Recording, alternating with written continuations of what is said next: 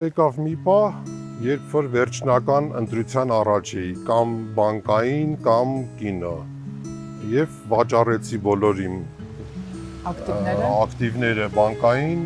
եւ սկսեցի զբաղվել միայն կինոյով։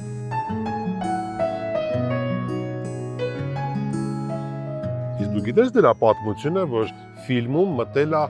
iPhone-ով ձայնագրած առաջին տարբերակը Գրիգորիչի։ Ես չեմ կարող չգնահատեմ եւ դա ժեստ չի իմ կողմից, որ ինչ որ մի պահի սոսի համար իր ազգանունը ավելի կարևոր էր, քան թատրոնի տնօրեն դառնալը։ 2018 թվականին դու ամեն դեպքում մասնակի հարում էիր այն շարժմանը։ Մասնակի հարում ես շատ ուրախացել էի բոլոր կամերաներին նայելով, որ եղել է հեղափոխություն։ Այո, ես կերել եմ այդ։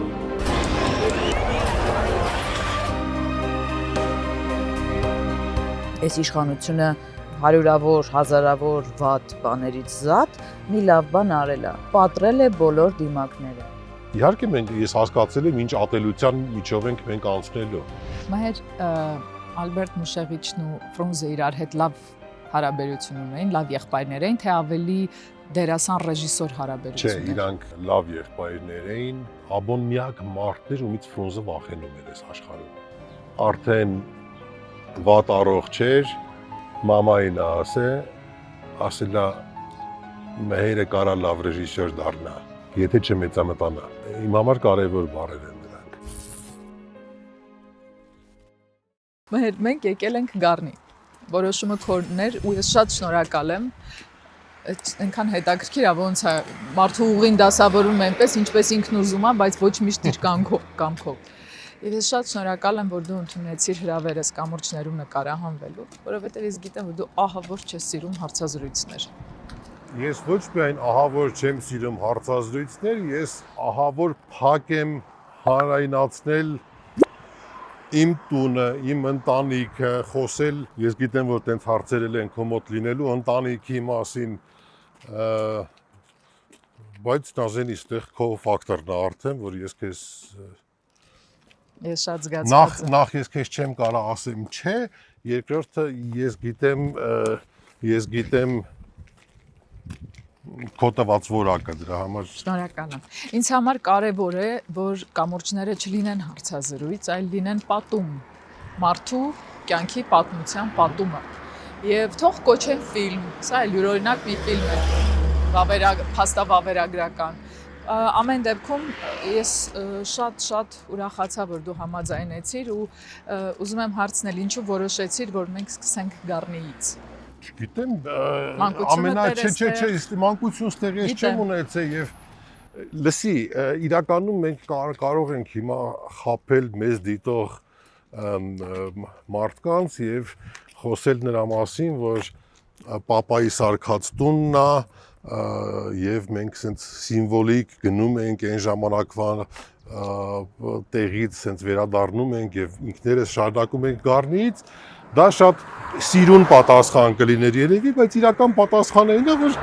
հարմար էր ուղղակի։ Բայց այստեղ շատ է, չէ՞։ Շատ, նախ էս տունը կառուցել է ինքը եւ իրա շատ սիրած վայրներ ինքը ստեղ հավաքվում էր ընկերների հետ ու մեկ-մեկ որ այդ արխիվային վիդեոները նայում ես ովքեր են եկել այս տունը եւ իրանք ասեն շախմատ նարդի խաղացեք երեխեմ է ինչեր են խոսել այդ արխիվները իրանք կան հա իմ մոտ կան լիք վիդեոներով նույնիսկ օրինակ ովքեր են եկել սկսած դերասաններից ստեղ Կարենը Ջանիբեկյան ուներ տուն Գառնիում, հա եւ մեկ-մեկ հարևանություն էին անում, վերջացած ոչ դերասան հայտնի կարդիոլոգ Կարլեն Գրիգորիչն է շատ եղել ստեղ, Ադամյան եւ տենց շատ հիմա ինչ որ սկսես թվարկել անուններ մեկին մոռանաս հետաքրքիր մարդիկ։ Ձյաձ Կարենին հիշեցի, Ջանիբեկյան շատ էլի ոչ միայն խաղում էինք իրար հետ, այլև էլի ընկերություն էինք անում։ Ընդհանրապես ինձ համար ավագ սերունդ այդ շատ յուրահատուկ մի հատ կրիչ է մեր պատմության, տարբեր կարևոր երևույթների, որոնք ոչ մի Վիկիպեդիայում, ոչ մի վիդեոգրաֆիայում չես գտնի, էլի։ Եվ ես հիշում եմ, որ Մհեր Մկրտչյան արտիստական թատրոնից հայտնի դեպքերից հետո, երբ պետք է նշանակեին Սոսին Ջանիբեկյան, նա հրաժարվեց ու դու դա գրեցիր։ Դու դա որպես ժեստ ես ընդունում իր կողմից, թե ուղղակի Ես չեմ խորանում դա ժեստ է, թե ժեստ չի, բայց նայ հաշվի առնելով մեր իմ ու Սոսի ամեն ինչի մասին հակակարծիք լինելը, հաշվի առնելով մեր վատ հարաբերությունները, որովհետև մենք հանրային իրար հետ մեծ կոնֆլիկտ ենք ունեցել։ Որ թեմա։ Դրանից դեռ 1-2 տարի առաջ մենք մեծ կոնֆլիկտ ենք ունեցել հանրային եւ կարելի ասել մենք սարսափելի վատ հարաբերությունների մեջ ենք եղել։ Բայց ես չեմ կարող չգնահատեմ եւ դա ժեստ չի իմ կողմից, որ ինչ որ մի պահի Սոսի համար իր ազգանունը ավելի կարևոր էր, քան թատրոնի տնօրեն դառնալը։ Ես դա չեմ կարող չգնահատեմ եւ մի անգամ դրանից հետո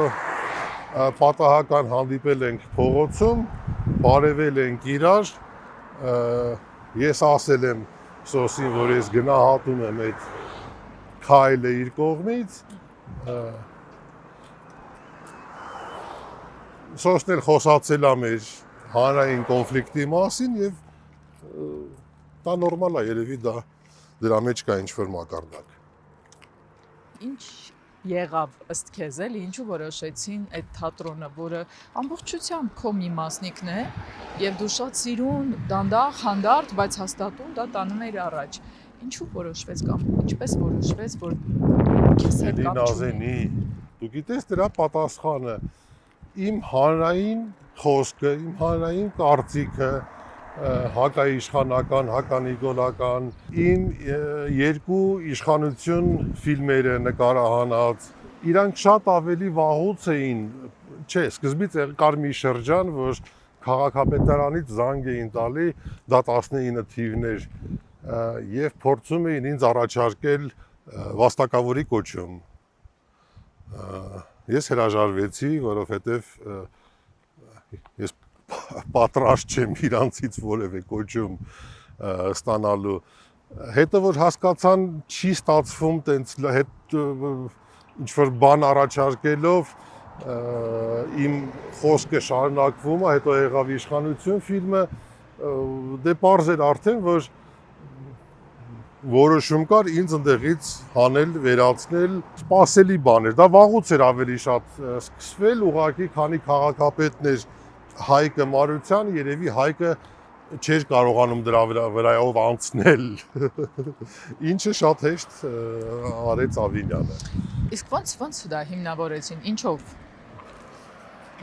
Հաստիկը սկզբից վերացրեցին, հետո երբ որ ես դատի տվեցի եւ դատարանում հարց բարձրացվեց, բա եթե այս հաստիկը վերացնում եք եւ դրա տեղը ուրիշ հաստիկ եք, դրա տեղը ձևավորում, բա ինչի էս մարդուն չեք առաջարկել, շատ լուրջ դեմքով գրավոր պատասխան գրեցին, որ դու չունես համապատասխան կրթություն։ Արի հետ դառնանք քո կրթությանը իդեպ։ Մինչև կրթությանը հետ դառնալը, սա էլ ասեմ, եզրափակելով թատրոնի այս պահին թեման մի քանի մարդ դերասաններից ինձնից հետո դուրս եկան թատրոնից։ Օրինակ Անին։ Անին իմ կինն է, Լևսը, Սաշա Սուքիասյան, Արծրունե Չոբանյան, հատ առ հատ Անին ասել էի, ով է դավաճանելու, ով է դուրս գալու իմ հետևից։ Այսինքն թատրոնում ովքեր են մնալու եւ ովքեր են դուրս գալու։ Ոչ միայն մնալու, այլ նաեւ ասենց պակլոնի գնալու։ Դա այնքան բնական է, այնքան նորմալ է։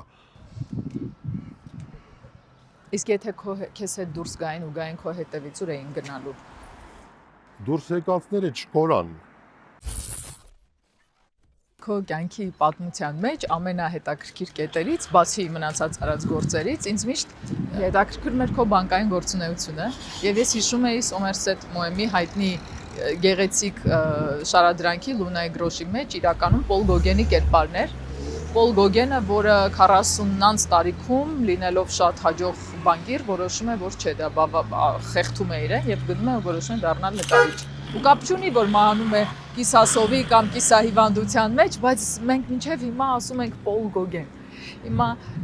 ես որ իմացա, որ դու բանկային համակարգի հետ ես առնչվել ու շատ աշխատել, ես անկեղծ ասած շատ զարմացա սկզբում։ Արի սկսենք քո կրթությունից։ 17 տարեկան հասակում ես տեղափոխվեցի Մոսկվա ընդունվելով կինոինստիտուտ, որը կոչվում է ՎԳԻԿ։ 94 թիվն էր, երբ ավարտեցի եւ այն բան տարիներ էին շատ դժվար, ամեն ինչ վերացել էր, ամեն ինչ կործանված վիճակում։ Եվ այստեղ եւ Ռուսաստանում։ Եվ այստեղ եւ Ռուսաստանում ես գործ փնտրելով սկսեցի այն ամենամանր ընդունվել էի ինչ որ մի change-ում աշխատում էի որպես կասիր, հետո։ Բայց դու մաթեմատիկական այդ ջիղն ունեիր։ Չգիտեմ ունեի թե չունեի, լազենի, ճար պետքա ապրելու համար պետք էր գործ։ Հետո դարձա արդեն գլխամասի բանկի դիլերի օգնական, հետո դարձա դիլեր գլխավոր բանկի, ինչ որ կարիերա արեցի բանկում, կոչվում էր դա Intellect Bank, որը գոյություն չունի հիմա։ Բայց էդ էլ է, էլի Intellect Bank, հենց այնպես բանկ չի։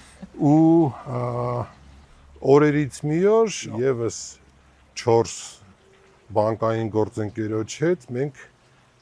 գնեցինք մեր սեփական բանկը ու սկսեցինք դա զարգացնել, ես այդ բանկի 5 սեփականատերերից մեկն էի արդեն։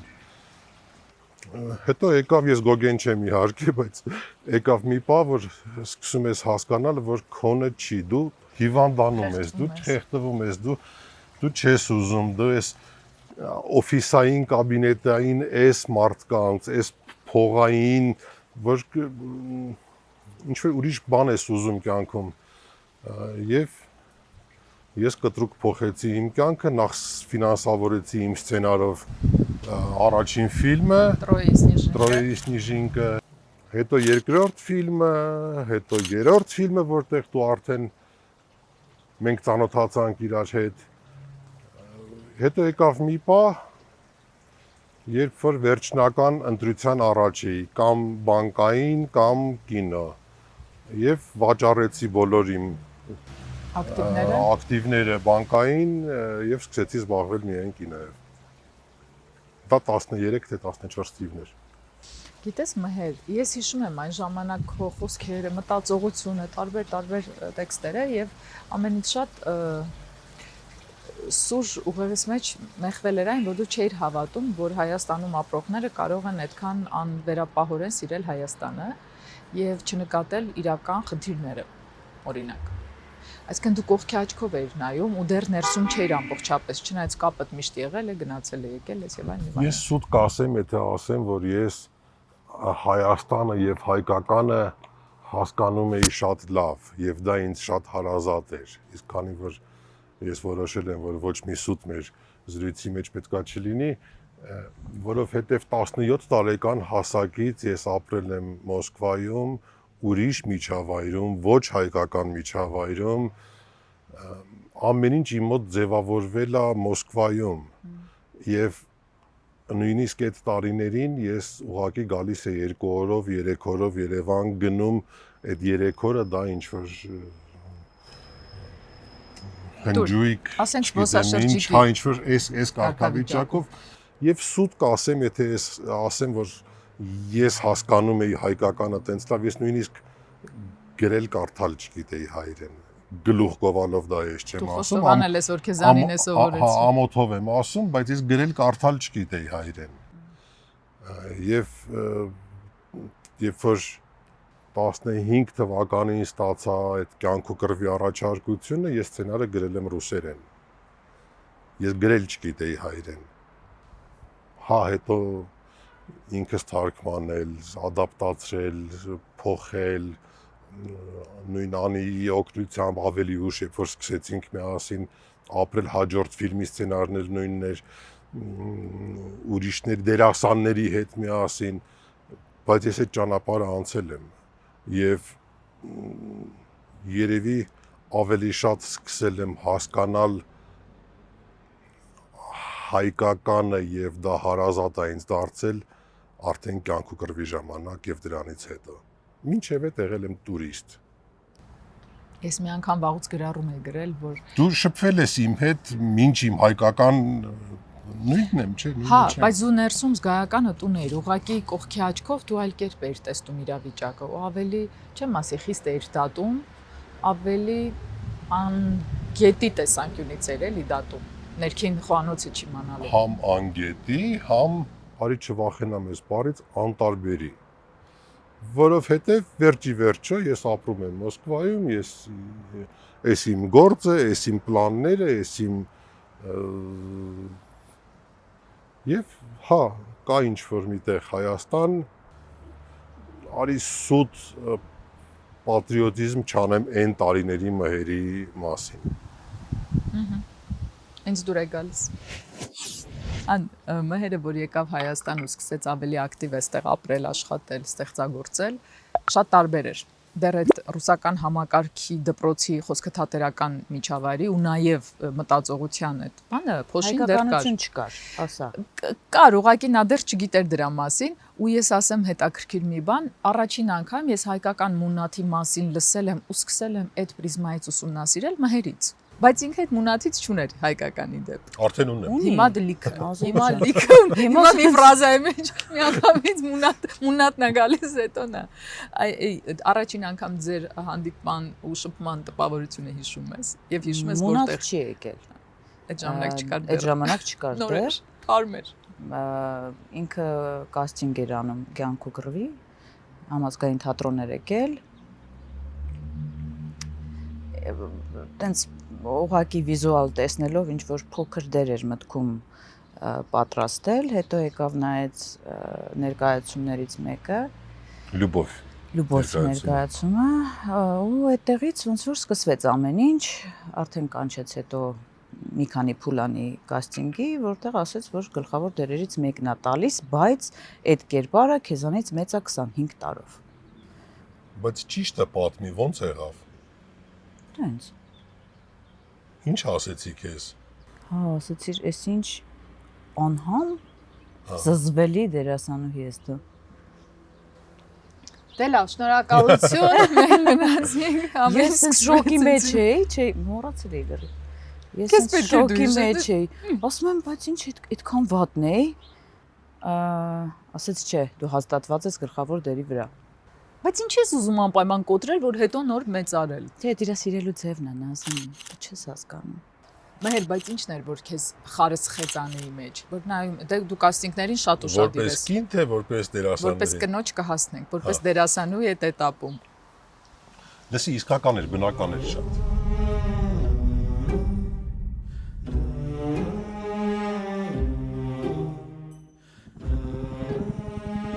Իրա մեջ չկար ոչ մի ավելնորդ բան, ավելնորդ գույն, ավելնորդ էմոցիա, ավելնորդ գերխաղ, բայց միաժամանակ ինքը այդ իր մինիմալիզմի մեջ կարողանում էր ձգել իր վրա։ Ես զուտ մասնագիտական եմ հիմա ասում, որպես ռեժիսոր, հենց դա ես բռնեցի։ Դու էլ հենց մինիմալիզմի սիրահարն էր, միշտ կանչում էր շատ վառ ու արտահայտված մարդկանց ու մաքսիմալ հանում էր այդ վառությունը, դարձնելու այդ թատերայնությունը տանել չի կարող։ Դե դրա համար էլ հանեցին թատրոնից, էլի։ Կինոյում այդ իհարկե միշտ չի որ պետք է, ես կասեի շատ դեպքերում խանգարում է։ Անի իսկ ինչպեսին էր քո տպավորությունը այդ կաստինգից հետո։ Դդդդմ։ Իմ կյանքի այն փուլն էր Նազենի, որ ես նոր էի ամուսնալուծվել, մի տարի ու կես։ Ու ես իմ մասնագիտության մեջ չունեի ինչ որ չէր, ուզում էի ամեն ինչ փորձեի, նոր էի նկարահանվել Վիգեն Չադրանյանի ֆիլմում, որտեղ սափրել էի գլուխս, համբուրվել էի ֆիլմում, նկարահանվել էի Մերկ տեսարանում ու դա ինձ տվել էր մասնագիտական ինչ որ ինքնավստահություն, որ ես էլի եմ ուզում հատկապես ֆիլմում, դե թատրոնում ավելի վաղուց կայի։ Դու շշմելու լավն էիր Վիգեն Չադրանյանի ֆիլմում։ Իմ առաջին դերն էր ու շատ թանկ դեր է ու առհասարակ թանկ համագործակցություն է այդ ֆիլմը ինձ համար։ Ես առհասարակ չգիտեի, որ Ալբերտ Մկրտչյանը ունի որդի։ Ու երբ որ իմացա, որ Ալբերտ Մկրտչյանի որդին Մհեր Մկրտչյանը Ռուսաստանից գալիս է, իր մասին նույնիսկ չէի էլ լսել երբևէ։ Ներողություն եմ խնդրում, պարոն Մկրտչյան։ Որ ասեմ ինչ որ տպավորություն ա թողել, չէ՞ էլի։ Ամեն ինչը սկսվեց շատ ավելի հետո նկարահանումների։ Ես ասում եմ, ամեն անգամ ինքը որ այդ նստում է մոնիտորի առաջ նաուշնիկները դնում է ականջին ու այն որ sense այդ ժամանակ ես ամեն անգամ սիրահարվում եմ իրան։ Որովհետեւ նաուշնիկ տվեք էլի մի հատ։ Ինչին, անի, ինչին։ Ընդգծված ուշադրությանը, այն որ նկատում է ամեն ինչ այդ պահին անգամ օթով սավառնող փոշեհատիկը, չգիտեմ, Նազենի, այդ մի բան է, որը երևի բառերով դու չես կարողանան ճիշտ ասել։ Այդ այն քիմիան է, որը մեկ էլ sense օթում սկսում է ինչ որ պտտվել։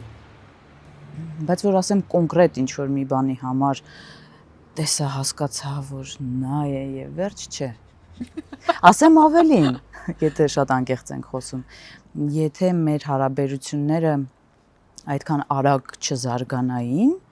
եւ մենք ընտանիք չկազմեինք ընդամենը մի քանի ամիս կամ լավ կես տարի իրար ճանաչելով, շատ ավելի բարդ կլիներ, եթե մենք երկար շփվեինք, ընկերություն անեինք, չգիտեմ։ Երբ հիասթափվեցի։ Ես չեմ հիասթափվել։ Ու էլ չեմ էլ հիասթափվի, արդեն որովհետեւ ուշացել ես։ 10 տարին կարծում եմ քիչ չի։ Մեր պարագային մի ամբողջ կյանք է։ Հատկապես այս 10 տարին, որից 8-ը անցել ենք անհավանական բաների միջով, Ամեն ինչ արջևում ու ոչ մի բան մեզ չի կարողացել իրարից բաժանել։ Անի, շատերը Մհերին կարծում են որպես ծանր մարդ։ Դե ծանր է, էլի Նազանի ջան։ Հետ էի ուզում լսել, շնորհակալ եմ։ Այդքան էր։ Չէ, Ոնց եմ քեզ սիրում։ Ես կարող եմ էլ ոչինչ ասել։ Անի ջան։ չէ, գիտես ոնց Եթե չգիտես բանալիները, արի ինքս ինձ խմբագրեմ։ միանշանակ ես սովորել եմ ու ինձ հեշտ է, բայց ես շատ լավ գիտակցում եմ ու հասկանում եմ, որ մեզ շրջապատող մարդիկ ոչ չգիտեն այդ բանալիները, ոչ չգիտեն ոնց մոտեցումները, հա, իր տեսակին։ Ինքը տեսակ ունեցող մարդ է ու շատ խառը տեսակ։ Ինքը անկանխատեսելի է։ Ինքը ոսկե միջին չունի։ Ծայրահեղությունից ծայրահեղությունը։ Եթե նվիրվում է ու եթե քեզ լավ է վերաբերվում, սարեր շուր կտա քո համար։ Կբարձրացնի այն սարի գագաթը, կաստվածացնի քեզ։ Բայց եթե չէ, այդ սարի գագաթից այսինքն կգլորի ու հետ էլ չի նայի։ Չունի ես մարդը ոսկե միջին, բայց ես իրան սիրում եմ ու ընդունում եմ հենց այնպեսին, ինչպեսին, որ ինքը կա, իր բոլոր փշերով, իր բոլոր լավ ու վատ կողմերով։ Մհեր, իսկ Անին ինչպեսին է նկարահանման հրապարակում։ Ինչպեսին էր, երբ նոր էիք սկսում եւ հիմա մանավանդ իշխանություն ֆիլմում, որը առանձին մի պատմություն է ինքնին։ Համոզված եմ, որ մեզ դիտողների 90%-ը ասածից չեն հավատա, բայց կրկնեմ, նկարահանման հրապարակում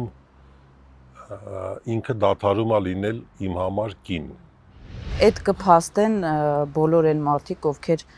ինչ որ նույնիսկ փոքր գործ են ունեցել նկարահանման հրապարակում, ովքեր տեսել են այդ ամեն ինչը կողքից։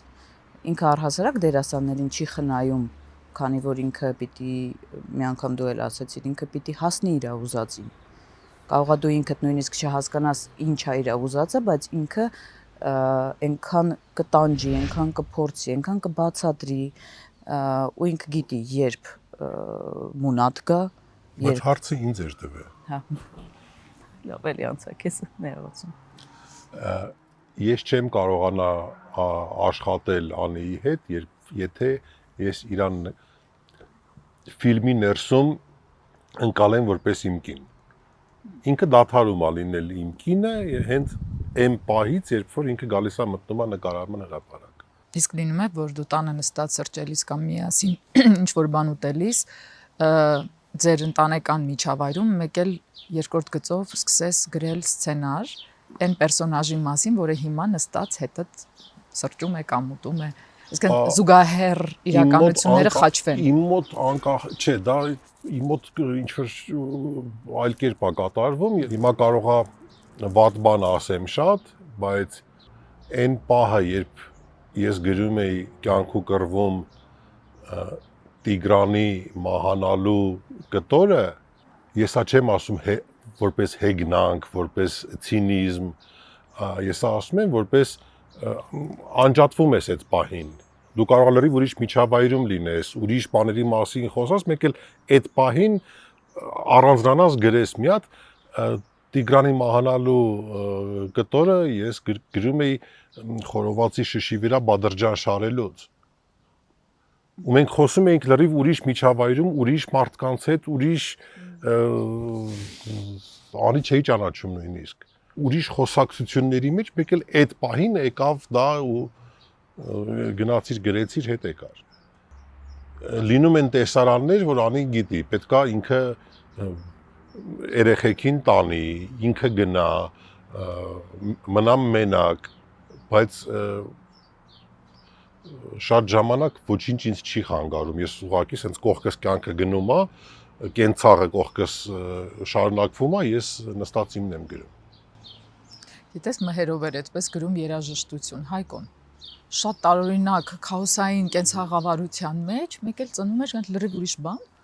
երգ կամ սաունդթրեքական չի, որը ես ուզում եմ հասկանալ, ոնց է մարդը առանց լռության ու կենտրոնացման կարողանում է տարագ անել։ Ու ոչ թե որովհետև չէր ուզում կենտրոնանալ, ուղղակի այդպես էր։ Երկու այդ զուգահեռները առանձին էին ապրում նրա մեջ։ Այդ հետաքրքիր է։ Անկախ քեզնից է կատարվում, ես չեմ կարող դրա բացատրությունը տալ։ Դե որ գալիս է այդ պահին։ Անօրինակ այդ դերդ որ կարդացիր։ Կար վախ, որ էմոցիոնալ որոշ կետեր չես կարողանա հաղթահարել։ Դու իբրև մարդ, բարձ է ոչ որպես դերասան։ Մենակ դա չէր վախը։ Վախեր շատ կար, որովհետև սցենարը ֆանտաստիկ սցենար էր, շատ էի հավանել։ Վախերից մեկն էր, որ պետք է ինձնից 25 տարով ավելի մեծ կնոջ մարմնավորեմ, որը հեշտ չէր։ Եվ դու այդ ժամանակ 25 տարեկան էի։ 25 տարեկան էի։ Օնյոմո։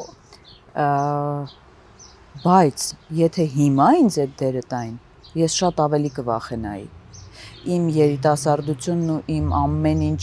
փորձելու ցանկությունը, այդ ռիսկի գնալը ինձ օգնել է, որովհետև հիմա ես շատ ավելի կվախենայի, շատ ավելի երկար կմտածեի, բայց կկարողանամ թե չէ, բայց ախր հարցեր շատ կտայի։ Եթե անկեղծ ես չեմ համարում, որ ես իմ այն բրիձելը արել եմ այդ ֆիլմում։ Ես այդ ֆիլմը առաջինն եմ սիրում, նախ ասեմ։ Իմ համար միևնույնն է գլուխգործոցը կյանքու կռիվ առաջին մասն է։ Հիմա երևի ուրիշ ձև խաղայի, ավելի հասուն, ավելի այդ կերպարի տարիքին մի քիչ մոտ։ Բայց մի բան ասեմ, տարիքի հետ, հասունության հետ, ու ինչքան շատ է սկսում մտածել, այդքան խանգարում է։ Ու հաճախ երիտասարդ տարիքում խաղացած դերերը, որոնք անշուշտ ուզում ես վերախմբագրել ու խաղալ ուրիշ կերպ, մեկը այդ իսկականությունն ու բնականությունը, որը բնորոշ այդ տարիքին հայտ երբեք չի ստացվում էլ։ Երբեք։ Դե գուցե։ Այդ այնքան հետաքրքիր է։ Դրա համար եմ ասում, այն ժամանակ այդքան շատ սխալներով հանդերձ։ Պետք է բաց թողնես, որովհետև նույն ռեժիսորի մասնագիտության մեջ չկա երևի որևէ ֆիլմ, որը ես հիմա ուրիշ ձև չէի նկարի։ Բայց ես օրինակ չէի փոխի ոչ մի կադր «Взрослая дочь»-ում։ Ես որ նայել եմ այդ ֆիլմը, Տրոյի Սնիժինկան ուրիշ պատմություն է, այնտեղ իր բոլոր հետաքրքրություններով հանդերձ կարելի է ինչ-որ բանը այլ կերպ անել։ Բայց հենց այդ Մարիանովի հետ Ես կփոխեի։ այդ դուետում ես չէ։ Այդ ավելի իսկական է։ Ես սիրում եմ այդ Ես ֆիլմը։ էլ եմ շատ Շատ եմ սիրում այդ ֆիլմը ու Մհերի նկարանած առաջին ֆիլմն է եղել։ Սկզբից դա եմ նայել, հետո նոր արդեն ձեդերը ու մնացած։ Ընդ որում գիտես, նա նկարել է ռուսական իրականության մեջ, ռուսական իրականության մասին հայ պապայի Լսի, շարժիչով հոր։ ինձ դա առաջին ես դա չէի ֆիքսել։ Ինձ դա առաջին անգամ ասեց Արմեն Նիկոլաիչ Մեդվեդևը։ Ասեց, իսկ դու ֆիքսել ես, որ Մարիանովը հայ է։ Հայ, այո, հայրը։ Եկել sense բան եղա, ասի ոնց։ Ասեց, չես ֆիքսել։ Իր այդ խստությամբ, հետո բնությունն է, էլի արթնացել։ Հա, այդ հոգատ ուրիշ ձևի, հայկական հայրեր։ Ու իմիջալուց ինքը միշտ իր ֆիլմերում հայր ու աղջիկ հարաբերություններն է ու ինքը ու հենց հայր ու աղջիկ։ Ու հենց հայր ու աղջիկ, հայր ու աղջիկ։ Ու ինքը երազում էր աղջիկ ունենալ։ Ինչ բան է էլի այդ էլ է էլի երևի քիմիա, չգիտեմ, ինչ որ կապ կա, այնքան էր ուզում, ինքը իսկապես աղջիկ էր ուզում։ Ես հակառակը, ես տղա էի ուզում, ես միշտ տղա եմ ուզել, բայց Մհերը ասում էր, չէ, ես ինձ աղջկա պապա եմ զգում, պատկերացնում։ Բասոն Մհերը առաջին աղջիկը ունեցավ իդեմս քո դստեր Գոհարի։ Այդ իր համար մեծ փորձ էր։ Ես հիշում եմ, այս նուրբ թեմա է, բայց ինքը առաջի փորձը որպես պապա, հա, Գոհարիկի հետ է ունեցել, ու ինքը Ինքը չգիտեր ոնց վարվեր այդ երեխու հետ։ Իր խաղերը մի քիչ դաժան էին, ինքը խաղում էր երեխու հետ։ Այդ խաղ էր։ Բռնոցի էին խաղում, բան, բայց ինքը սենց անսամթ էր, էլի կներեք արտահայտությանս համար։ Նորմալ չիմացող մարդ է։ Ու ինքը, հա, կամաց սովորեց ու երևի որ արդեն Սոֆիս ծնվեց, ինքը արդեն մի քիչ փորձ ուներ։ Ես երբ որ անի հետ սկսեցինք ապրել, ես չգիտեի ինչ է երեխա։ Գոհարիկը ոնց որ պատրաստի երեխա արդեն, որ այդ ճանապարհը դու չես անցել։ Եվ սուտ կասեմ, որ ամեն ինչ միշտ ճիշտ եմ արել, ամեն ինչ միշտ, բայց միակ բանը երևի որ արել եմ ճիշտ, ես երբեք չեմ փորձել պապա խաղալ, որովհետև այդ երեխեն ունի իր պապան։ Ու Գոհարիկի մեծանալով ավելի ընկերական ես էլի երևի։ Լսի ուրիշ է, ես չգիտեմ սա ընկերական է, սա արդեն ընտանիք է, որտեվ ընտանիք է սա արդեն։ Ամեն ինչ է, ավակ ընկեր է, մի քիչ պապա է ամեն դեպքում, որովհետև մանկապարտեզից սկսած, երաժշտական դպրոցով ինքնատարել ծնողական չաթերում կաս ակտիվ չէ, բոլոր չաթերը։ Այդ ոչ մի երեխու ծնողական չաթում չկա, այդ ես։ Բոլոր իմ համար անհասկանալի եւ երեխու համար անհասկանալի, ով է այս դադյան, մենք դարձանք ընտանիք առանց պապա ու աղջիկ խաղալու։ Ես հիշում եմ, որ ֆիլմի նկարահանումների ժամանակ էր, որ եկանք ինչ-որ կամ փոքր էպիզոդ ունեի կամ ուղղակի եկանք արդեն չեմ հիշում ու Անին հղի էր։ Անին հղի էր Սոֆիով։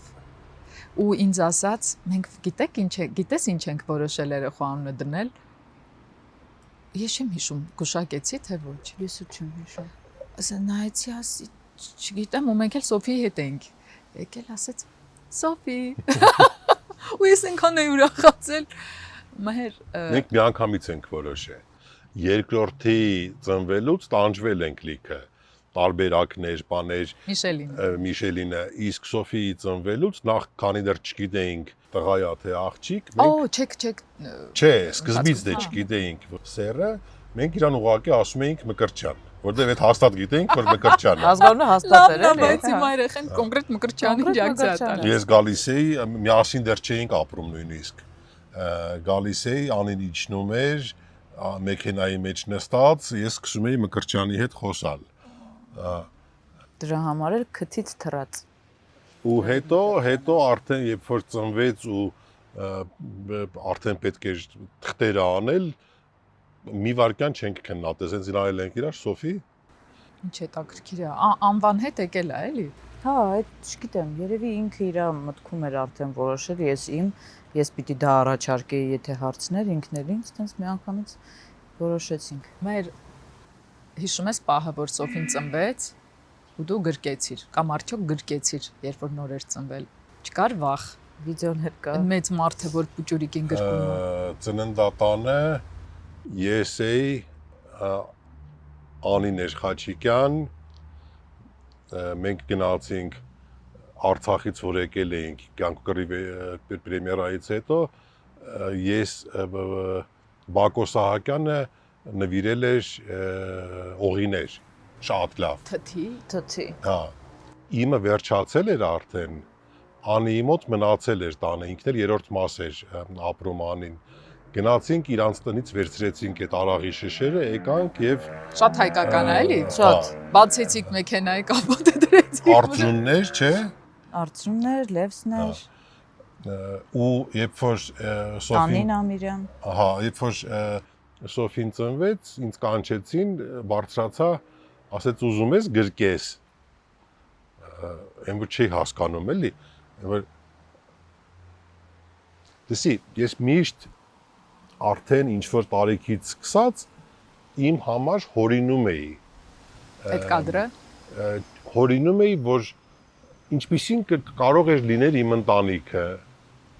Ասենք ինչ որ մի տեղից ավտոյի ռուլին նստած, մենակ գնում եմ ինչ որ մի տեղ երկար ճանապարհ։ Գլխիս մեջ սենց պատտվում էր, իսկ ոնց կլներ իմ ընտանիքը, ինչպիսին կլներ իմ ընտանիքը։ Հա, Կոնկրետ աշխատել է մարդը։ Մեկը սախ ֆանտազիաներ էր ինչ որ, ու մեկ էլ որ սենց դեմ են տալի, բժիշկը ասում է գրկի ու հասկանում ես որ քո երեխան է, ասա, ես սենց վեկալեցի գրկեցի, ուշադիր ուսումնասիրելով, սենց վայ իմ երեխան է,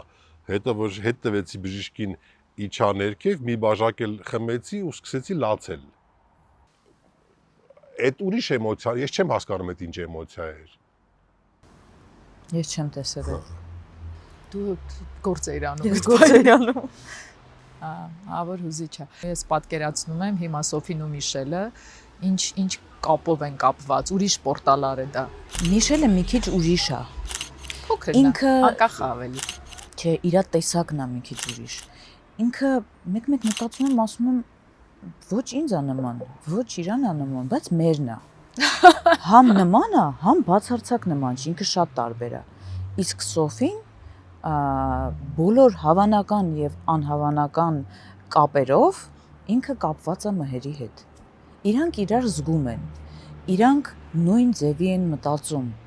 իրանք նույն ձևի են հարաբերվում մարդկանց հետ։ Մեկ-մեկ Սոֆին կարող է նենց իրավիճակներում նենց իրան պահի, որ ես ասում եմ, իսկ գենի ուժ է, էլի,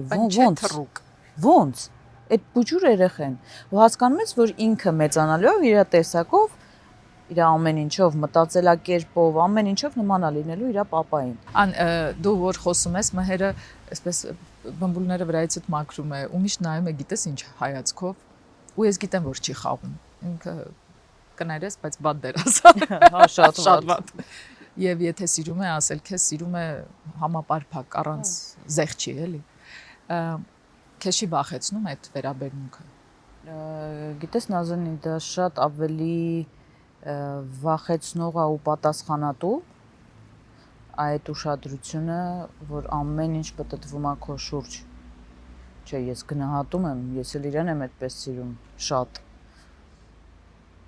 Բայց ինքը շատ ավելի պատասխանատվություն է իրանից ներկայացնում, քան այն որտեղ ամեն մեկը իր գործերով, հա, սիրում եմ, դե ընտանիքը, կինը, ամուսինը, երեխեք ունենք, բան։ Բայց մահերի հետ տենց այդպիսի հարաբերություններ ունենալով չենք կարողանա երկար ապրենք ու ամուր ընտանիք ունենանք, ինչպիսին որ ունենք հիմա։ Մենք սենց շատ ենք, մենք առօրյայում ենք միասին, աշխատանքի տեղն ենք միասին, եթե նույնիսկ ինքը տանից դուրս է գալիս անընդհատ ինձ մեկ-մեկ ընկերուհիներս ասում են լավ ես ում հետ ես այսքան գրվում Ասում եմ մահերի, ժողովուրդ, ես միշտ հեռախոսը ձեռ ու միշտ պիտի հեռախոսս լինի միացրած, որովհետև Աստված չանի, եթե ինքը գրեց կամ զանգեց, ես 2 րոպե հետո կամ Լկտի սուտ։ Խանդ, չէ, մհեր։ խանդոտ չի մահերը։ Դա խանդ չի։ Դա այն գեր բանն է, չգիտեմ ինչ, գեր ուշադրությունն է, գեր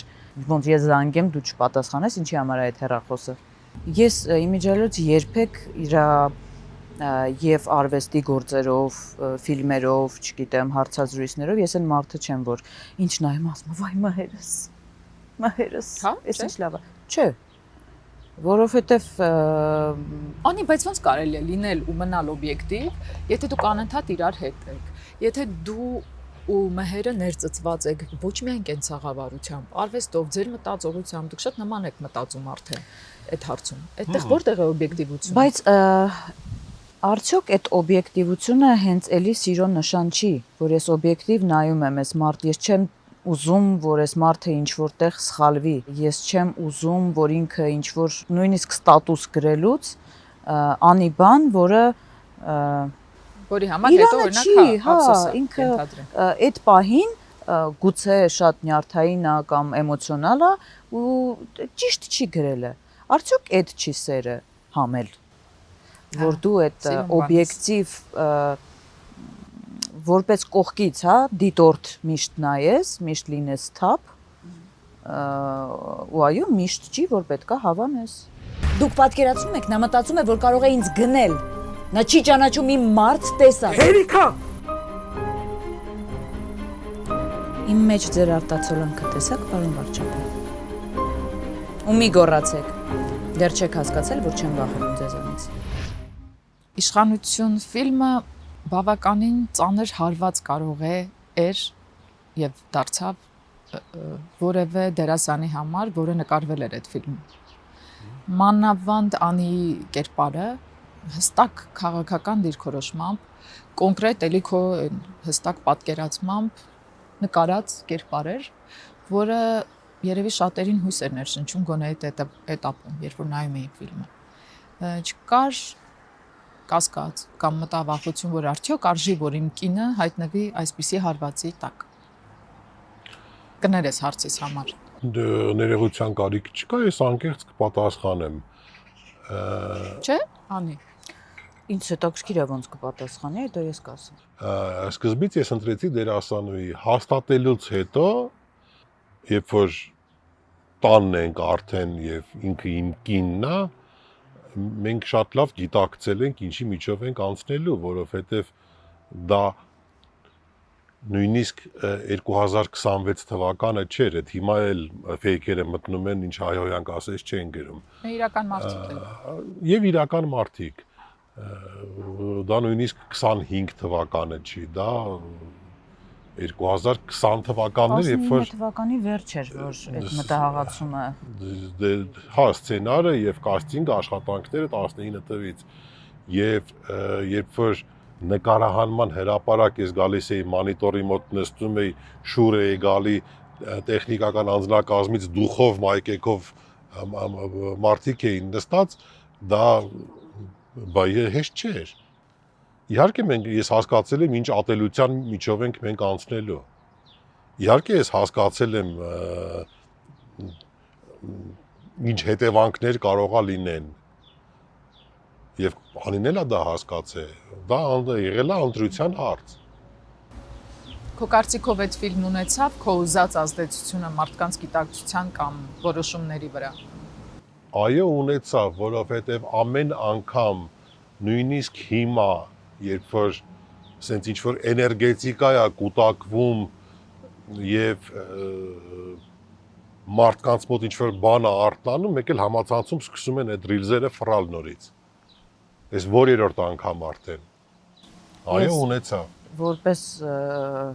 էլի օբյեկտիվ մի հատ դիտարկում անեմ եւ դրական եւ բացասական ազդեցություն ունեցավ ֆիլմը։ Հա։ Բացասական մենակ նրա համար, որ մենք բավականին մեծ մարդկանց քանակի տվեցինք հույս կային մարդիկ, ովքեր այնքան էին հավատում, որ հենց տենց պիտի լինի ու մոտակա ամիսների ընթացքում ու մի տարի, 2 տարի։ Այդ առումով մի քիչ ինձ վատ եմ զգում, բայց մենք իսկապես ուզել ենք, որ ցույց տանք, թե որ հնարավոր է, եթե էներգետիկայի հարց է այստեղ, ոչ թե ճանապարհի, ոչ թե ոնց պետքա լինի, այլ որ երբ որ դու մի բան ուզում ես, դու Պիտի գնաս դրա այո, հետևից։ պետքա գնաս այդ ճանապարհով։ չվախենաս։ Եվ այն ժամանակ էլ բազմաթիվ նամակներ, բազմաթիվ որ ստիմուլ էր մարդկանց համար, շատերի համար դա ստիմուլ էր։ Ուրեմն մի փոքր բան պատմեմ, նկարահանումները մնացել էր 2 օր, որ նկարահանումները սկսվեին, նախապատրաստական աշխատանքներ, հագուստն էինք փորձում եւ այլն, օֆիսում էինք ու տեսա Լևսը Սենց անհանգիստ քայլում է այս կողմից այն կողմա գնում, իրականում ես էլ էի դուրս եկել, որ մի հատ սենց ոնց որ դու քեզ պատրաստում ես, բայց չգիտես ինչի։ Մոտեցա, ասեցի Լևս, անհանգիստ ես։ Սենց ուսերը թափ տվեց, ասեցի կարող է, ասի եթե զգում ես, որ չես ուզում փոշմանել ես, ասի չենք սկսել հիմա, հələ կարաս էլի։ Ասեց գժվել ես, ինչ ուզում ա լինի։ Ասի հա, ես էլ։ Ու մենք մտանք այդ ամեն ինչի մեջ, պատրաստ լինելով վատագույն սցենարներին մեր հանդեպ։ Երբ որ պրեմիերայից հետո սկսեցին մեզ գալ լավ նամակներ դրական, ես նայում էինք իրար, մենք այնքան էինք վատին տրամադրվել, որ հեսա սենց ա լինելու, նենց ա լինելու։ Այն քանակի դրական նամակներ եկան, այնքան հուզիչ նամակներ եկան։ Ես հիշում եմ, որ առաջի անգամ կարդացի Որթեկորույս մեր հերոսների ծնողներից ոմանք սկսեցին գրել ու այդ ժամանակ աշխարհը փուլ եկավ ուղակի։ Այդ նամակները կարդալու համար, որ թեկուզ ինչ որ մի 5 րոպե, 10 րոպե այդ մարդիկ նայել են ու իրանց հոգիներին հանգստություն ա եկել, արժե անցնել բոլոր տեսակի դժվարությունների, անեծքների, հայհոյանքների ու այդ ամեն ինչի միջով։ Անահիտ ու հիշեցրեց կադրը, երբ նա թքում է ֆիլմում կոնկրետ մարդու վրա։ Լևսի։ Դերասան Լևսի, խիղճ Լևսի։ Եվ պարզվում է, որ դրանից հետո էլ Անահիտը ունեցել է բազմաթիվ խնդիրներ, Չգիտեմ կարելի է եւ այլնների, այսինքն այդ մի դրվագի համար, այո, հանրային հեռուստաընկերության հեռուստասերիալներից մեկում, որտեղ ինքը համապատասխանում էր եւ իր մասնագիտական եւ արտաքնային ինֆորմացիան գալիս։ Այո, իրան չեն վերցրել, որովհետեւ ինքը նկարահանվել է իշխանություն ֆիլմում։ Այստեղ ես ուզում եմ մի հատ հարց տալ, էլի մհեր, նայր, մեզ մոտ Հայաստանում ներկայիս վերջին տարիներին գոնե այնքան է ամեն ինչ կպչել իրար, մի տեսակ անքակտելիորեն կպչել, ցավը, կարոտը, կորուստը, ատելությունը, մասնագիտականն ու անձնականը, այնքան որ արդեն հնարավոր չի տարանջատել ու ֆիլտրել։ Ու ինձ համար օրինակ абսուրդ է, որ մարդը, որը այս ֆիլմում օրինակ խաղացել է այսինչ կերպարը կամ խաղացել է այսպես, չունի հնարավորություն խաղալու ուղղակի այլ ֆիլմերում, սերիալներում, որովհետև դա կոչվում է բլոգ։ Հենց այդ։ Եվ եկեք լինենք անկեղծ, այդ բլոգը գալիս է նույն իմ եւ Անի պահով, Լևսի պահով, ինքը գալիս է շատ ժամանակ ոչ թե նրանից, որ ամենավերևները իշխանության առավոտ արտանում են եւ սուրճի հետ բոլորին զանգում են, ասում են հանգարց մերին գործ չտակ կամ Անի Ղազարյանին չնկարեք, այլ որ նույն մեր գոլեգաները շարից փորձանքից հեռու արի գործ չունես։ Դա ավելի ներքևի օղակների վախ է, էլի։ Դա ինձ դուր է գալիս ձեր լավատեսությունը։ Դա լավատեսություն չի, դա ստապ գնահատական է, որովհետև ես ճանաչում եմ այդ տեսակը մարդկային, որ արի շարից փորձանքից հեռու, արի գործ չունես հետները։ Բայց դա Բա չի որ դուրները նշանակում, չգա։ բայց դա չի նշանակում, որ եթե ինչ որ մեկը շփոթվեր քեզ գործ տար, պետքա վերևներից ասեին, ես ինչ լավ բան ես Չէ, անում։ դա նույնիսկ վերևների հարցում չի եւ պետականի հարցում չի։ Մի երիտասարդ ռեժիսոր ինձ խնդրեց, որ սցենար գրեմ իր համար, ես սիրով համաձայնվեցի, 3 օր հետո շատ ամաչելով եկավ ասեց, որ սպոնսորները ասել են, եթե մեր Մկրտչյանը գրի, մենք չենք ֆինանսավորի։ Դա էլ հո պետական չի։ Մահեր, դու գաղափարապես քեզ հետ կապ չունեցող ընկեր ու գոլեգա ունես, պահպանվել են, մնացել են քո միջավայրում։ Գուցե ոչ այդքան ջերմ ընկերական, բայց Չէ, ես շփվում եմ այն մարդկանց հետ, ում հետ կոմֆորտ է շփվել։ Եվ իմ շփման շրջանում չկան մարդիկ, ովքեր որ տուդուզ են պատճում։ Չէ, չկան։ Այս իշխանությունը հարյուրավոր, հազարավոր վատ բաներից զատ մի լավ բան արել է։ պատրել է բոլոր Պատրել է դիմակները։ բոլոր դիմակները։ Ու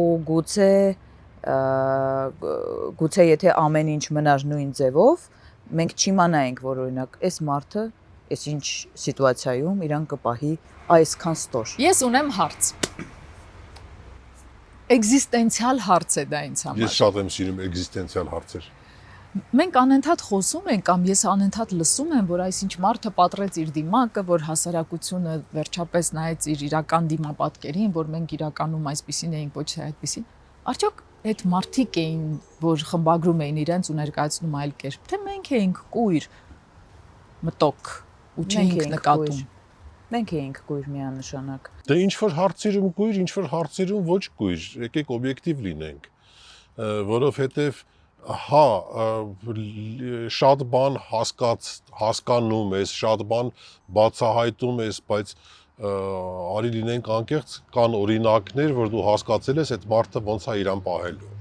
Այս կամ այն իրավիճակում։ Մահեր, մի բան հարցնեմ։ Կյանք ու կռիվը երբ նկարվեց։ 16 թվին, 16-17-ի սկիզբ։ Ապրիլ ամսվան զուգահեռ դուք նկարում էիք։ Այո։ 2016 թվական։ Դու արդեն Հայաստանում ես, դու շատ բան գիտես, տեսնում ես ներսից։ 2018 թվականին դու ամեն դեպքում հարում էիր այն մասնակի հարում էիր այն Ոչ թե շարժմանը։ մասնակի հարում, ես շատ ուրախացել էի բոլոր կամերաներին նայելով, որ եղել է հեղափոխություն։ Ես տենց եմ դա անցալել, ես շատ ուրախացել եմ եւ ոչ մի վարքյան այդ բանից ես չեմ հրաժարվել։ Գիտեմ, որ չես հրաժարվել։ Ես ուզում եմ հասկանալ ինչն էր, որ շատ մարդկանց, որոնք նաև ներսից իրականության մեջ ապրել էին, տեսել էին, հասուն էին։ Օրինակ ես ինձ դիտարկում եմ որպես անհասուն, շատ անկախ իմ տարիքից։ Ու երևի հասունությունը, եթե ընդհանրապես կարող եմ ասել, իմ սկսվել է 18 թվականից հետո, երբ որ այո, դու սկսում ես տեսնել նախ քեզ, քո իրականությունը առանց խմբագրման։ Այ ինչն էր, որ ազդում էր մարդկանց վրա, ինչն էր, որ դիպչում էր սրտերին կամ ուղեղներին։ Եկեք լինենք անկեղծ, եթե ամեն ինչ եղել է մինչև 18 թիվը հրաշալի եւ հիասքանչ, Չէ, ոչ ոք այդ երկու բառը չի ասում։ դե ես ինքս շատ անկեղծ զզվել եմ բոլոր օդիոզ դեմքերից այն տարիների եւ շատ բաներից եւ գուցե երկար Հայաստանում չապրելով դե ֆակտո չճանաչելով Նիկոլ Փաշինյանի կերպարը չեմ ապրել Հայաստանում վատը տեսել եմ, բայց պատկերացում այս մարդու մասին չեմ իմացել, չեմ ունեցել եւ այո, այդ օրերին ինձ նույնպես թվում էր, որ էսա մի հատ լավ բան կլինի։ Այո, ես կերել եմ այդ կուտը։ Իմաստը դրանից հրաժարվելու։ Կերել եմ։ Ուրախացել եմ,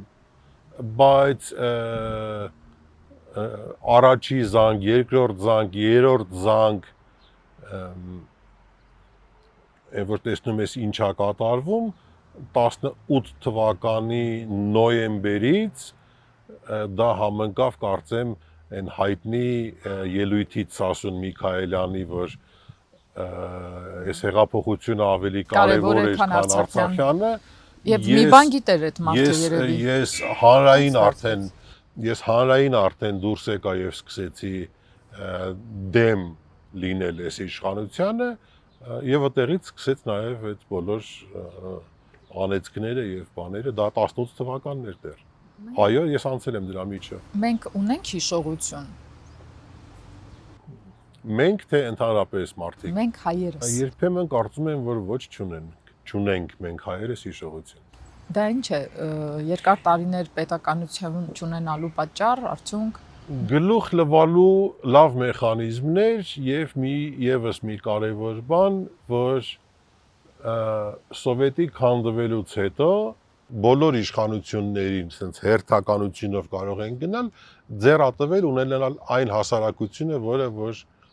չի սիրում մտածել։ Տվել են մարդկանց այն էժանկերը, որը որ մարդիկ կերել են։ Բոլորին դա ձեռատվել եւ թող ոչ ոք չփորձի հիմա ասի, որ դա իմ ասածը սուտ է։ Բոլորին դա ձեռատվել։ Ինչը Եվ ստացել ենք կփոխեիր։ արդյունք, հա։ Ինչը կփոխեիր դու, եթե ունենայիր այդքան ուժ կամ լիազորություններ մեր հասարակության հանրության մեջ, ինչը կփոխեիր, որ փոխվեր այդ քո ասած էժանկերի սկզբունքը ու սկսվեր Չտալ էժանկեր։ ո՞րն է էլի այդ։ Դա դեգրադացնում է։ Օրինակ ինչն են դրանք։ Չեմ ուզում դա վիրավորելու բանով ասել, բայց չսովորացնել մարդկանց կիսաբաց լուսամուտներին, որ մարդիկ տեսնեն իրանցից վատ ապրողներին եւ դրանով սնվեն, որ դա լսեն, որ դա քաշեն։ Մահեր, մի բան ասեմ։ Հրաչյա Մուրադյան 2018-ին բաց նամակ գրեց այ հենց նրա մասին, որ դուք անընդհատ ընդհանրապես հղում եք անում կիսաբաց լուսամուտներին, բայց դուք հաշվի չեք առնում, որ հենց սա է ձեր էլեկտորատը, ընդ որում նա այդ նամակը գրել էր ներկայիս իշխանության ներկայացուցչին։ Այդ էլեկտորատը կա ու դա չի պրոպագանդվել, փաստն է։ Հիմա մենք կարող ենք որոշել այդ փաստը չնկատել, ձևավորվում է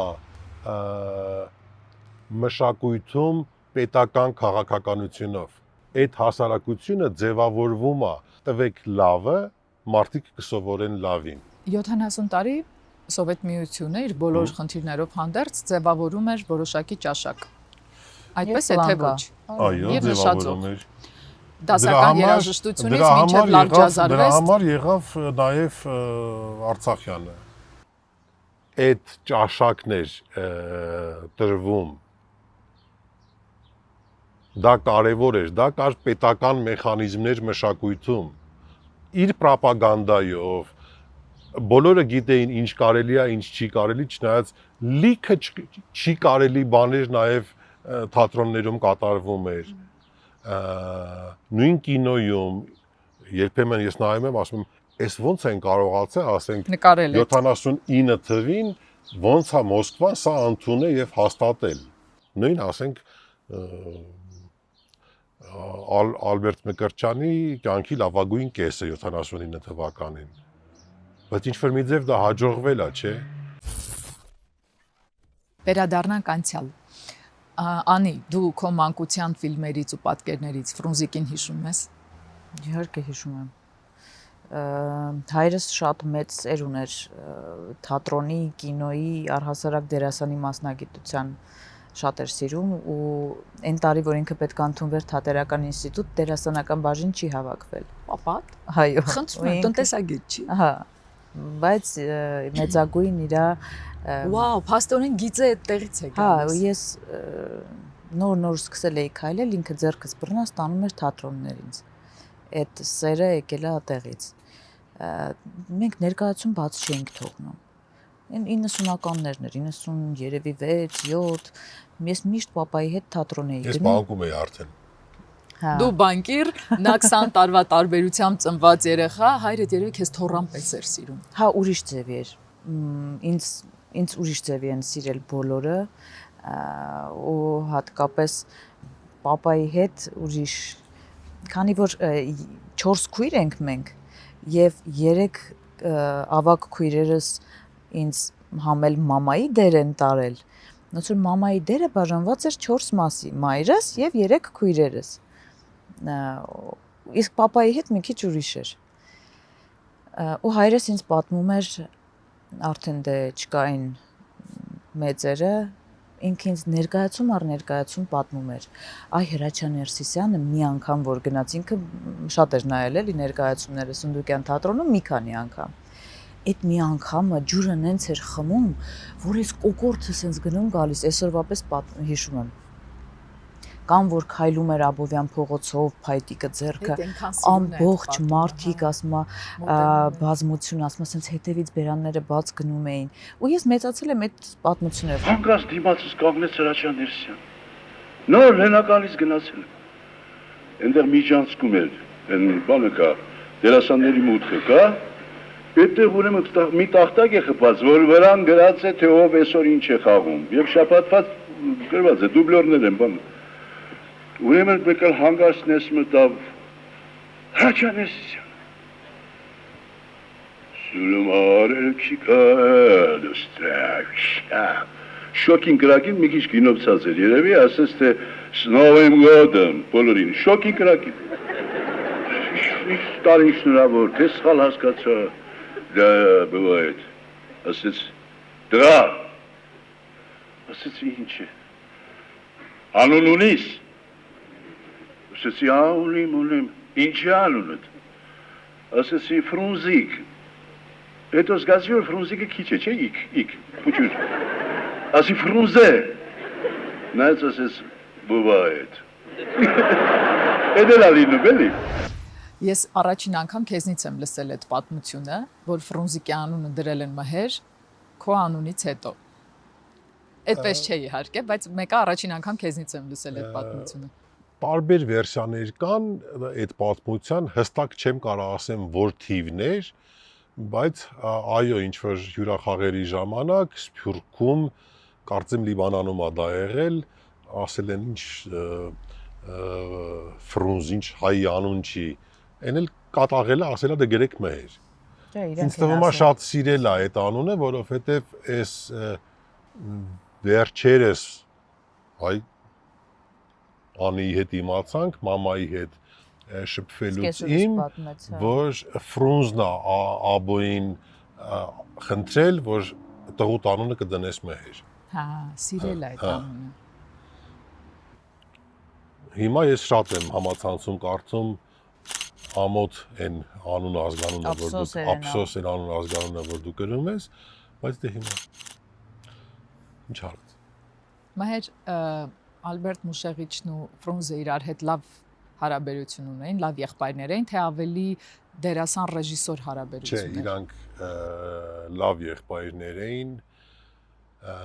Աբոն միակ մարդն էր, ումից Ֆրունզը վախենում էր այս աշխարհում։ Դե գոնե մեկը պիտի լինի, որ միակ մարդն էր, ումից Ֆրունզը վախենում էր ու ես փոքր ժամանակ շատ բաներ չեմ նկատել, հետո պատմություններով եմ սուտ կասեմ, որ ես ասեմ 14 տարեկան հասակում ես այդ նյուանսները նկատել եմ պատմություններով իրանց հարաբերությունները շատ նուրբ էին։ Կարող է իրար կողք նստեին, իրար բառ չասեին։ Բայց այդ հայացքա ինչ որ sense շատ ինչ որ աննկատ բաներով այդ ջերմությունը իրանց հարաբերությունների եղել է ու Աբոն միշտ ավելի կոպիտ եւ ուղղախոս հավասարակշռված մարդ։ Ավելի հավասարակշռված մարդ, այդպես շատ լավ պատմություններ կան, իսկ Ֆրունզը հակառակը, Ֆրունզը այն որ ֆանտան էր։ Դե բա այդ հանճարեղ դերասանական Շատ լավ պատմություն կա, papan միշտ պատմում էր, ասում է ես էի իր ավտոյի ռոյլին նստած, իջանք կինո Մոսկվայի մոտ կանգնեցինք, մեկ էլ ասում է մի հատ լավ խմած մարդ մոտեցավ, ասեց Ֆրունզ գնանք մի բաժակ խմենք, ասում է ձեռս տարա որ դուռը բացեմ դրան, Ֆրունզը ասեց Աբո մի արա կարքին մարդ էր ինքը, ես եմ իրան ալկոգոլիկ սարքել։ Մհեր իսկ այն պատմությունը իրական պատմություն է, որ նկարանուններից մեկի ընթացքում, որ ամեն ինչ անում են, նայում են ուշադիր, որ հանկարծ չխմի եւ այլն, որ գնում է, վերցնում է իբր թեյ, բայց աչքով ունքով հասկացնում է կոնյակ են լցնում ու ֆրթցնելով, այնպես այդ փչելով խմում, որ մեկ էլ վերջում տեսնում են արդեն Դեսի շատ են պատմություններ կան, որի մեծ մասը սուտ է իհարկե, բայց հիմա սուտ կլինի ասել, որ ինքը չէր սիրում խմել, ես իդեպ խմելու պահը չի ասում, որքան դերասանական վարպետության ոնց Հա, այդ բաժակը խաղացրել, փչել։ Ինքը ֆանտան էր եւ այդ երբ բոլոր վավերագրական ֆիլմերում թե ռուսական թե հայկական իրան փորձում են ներկայացնել որպես դժբախտ մարդ, ինքը դժբախտ մարդ չի եղել։ Ինքը ֆանտան է եղել, այն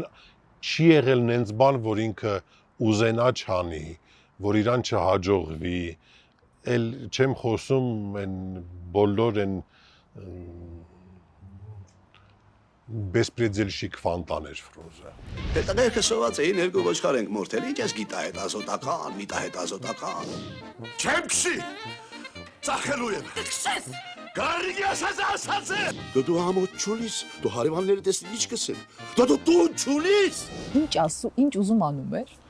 Չկար չէ բառ իր համար։ Ստերը Ֆրունզի մասին շատ են եւ ինչ որ ժամանակից սկսած երբ որ պապան դադարեց մասնակցել Ֆրունզի մասին ֆիլմերում մասնակցելուց, որովհետև մեկա տանում էին այդ դեղին գիծը, նա դժբախտ, երևի հարմար է դա օգտագործել, չեմ դա թե Հայաստանում, թե Ռուսաստանում նույնն էր, ես էլ կարծեմ մի անգամ եմ մասնակցել մի ֆիլմում, որ նրա մասին ֆիլմ էին անում։ Ես շատ եմ ուզում օրերից մի օր, երբ որ գտնվի մեկը, ով ուզենա ճիշտը, իսկականը ներկայացնի Ֆրունզին, ես սիրով եւ ինֆորմացիայով եւ իմ մասնակցությամբ դա կանեմ։ Կանխեցիր հարցս, որովհետեւ ըստ տրամաբանության եւ Ֆրունզի եւ Ալբերտ Մկրտչյանի կյանքը այնքան յուրահատուկ ու նաև մեր ֆիլմարտադրության մեջ այնքան մեծ դերակատարում ունեցող կյանք է եւ բեմական արվեստում, որ ինձ թվում էր միշտ առաջինը դու պետք է անդրադառնաս ու նկարես ֆիլմ։ Գեղարվեստական ֆիլմ նկատի ունես։ Չգիտեմ։ Գեղարվեստական չեմ նկարահանի, որովհետեւ դա ինքնասպանություն է, նման առաջարկներ եղել են։ Ինչու չկա Ֆրունզ։ Որովհետեւ հենց գալիս ես կանգնում ես այն արդին իսկ ով է Ֆրունզին խաղալու, դու հասկանում ես, որ դա ինքնասպանություն է։ Ես կարող եմ ինձ թույլ տամ նկարահանել վատ ֆիլմ։ Դա չի լինի ինքնասպանություն, բայց թող լինի փաստաղ կրելով այն անուն ազգանունը, որ ես ունեմ նկարահանել վատ ֆիլմ Ֆրունզի մասին, դա ինքնասպանություն է, որի ես պատրաստ չեմ։ Վավերագրականը իմ մասնագիտությունը չի, Նազենի։ Ես վավերագրական կինոյի ռեժիսոր չեմ։ Ինչ ես կարծում, ինչու է անպայման մեր հանրությունը ուզում շատ սիրելի ու իր պաշտելի դերասանի արտիստի կամ հանրահայտ մարդու մեջ տեսնել անպայման խղճահարության այդ գիծը։ Ինչու ենք մենք ուզում անպայման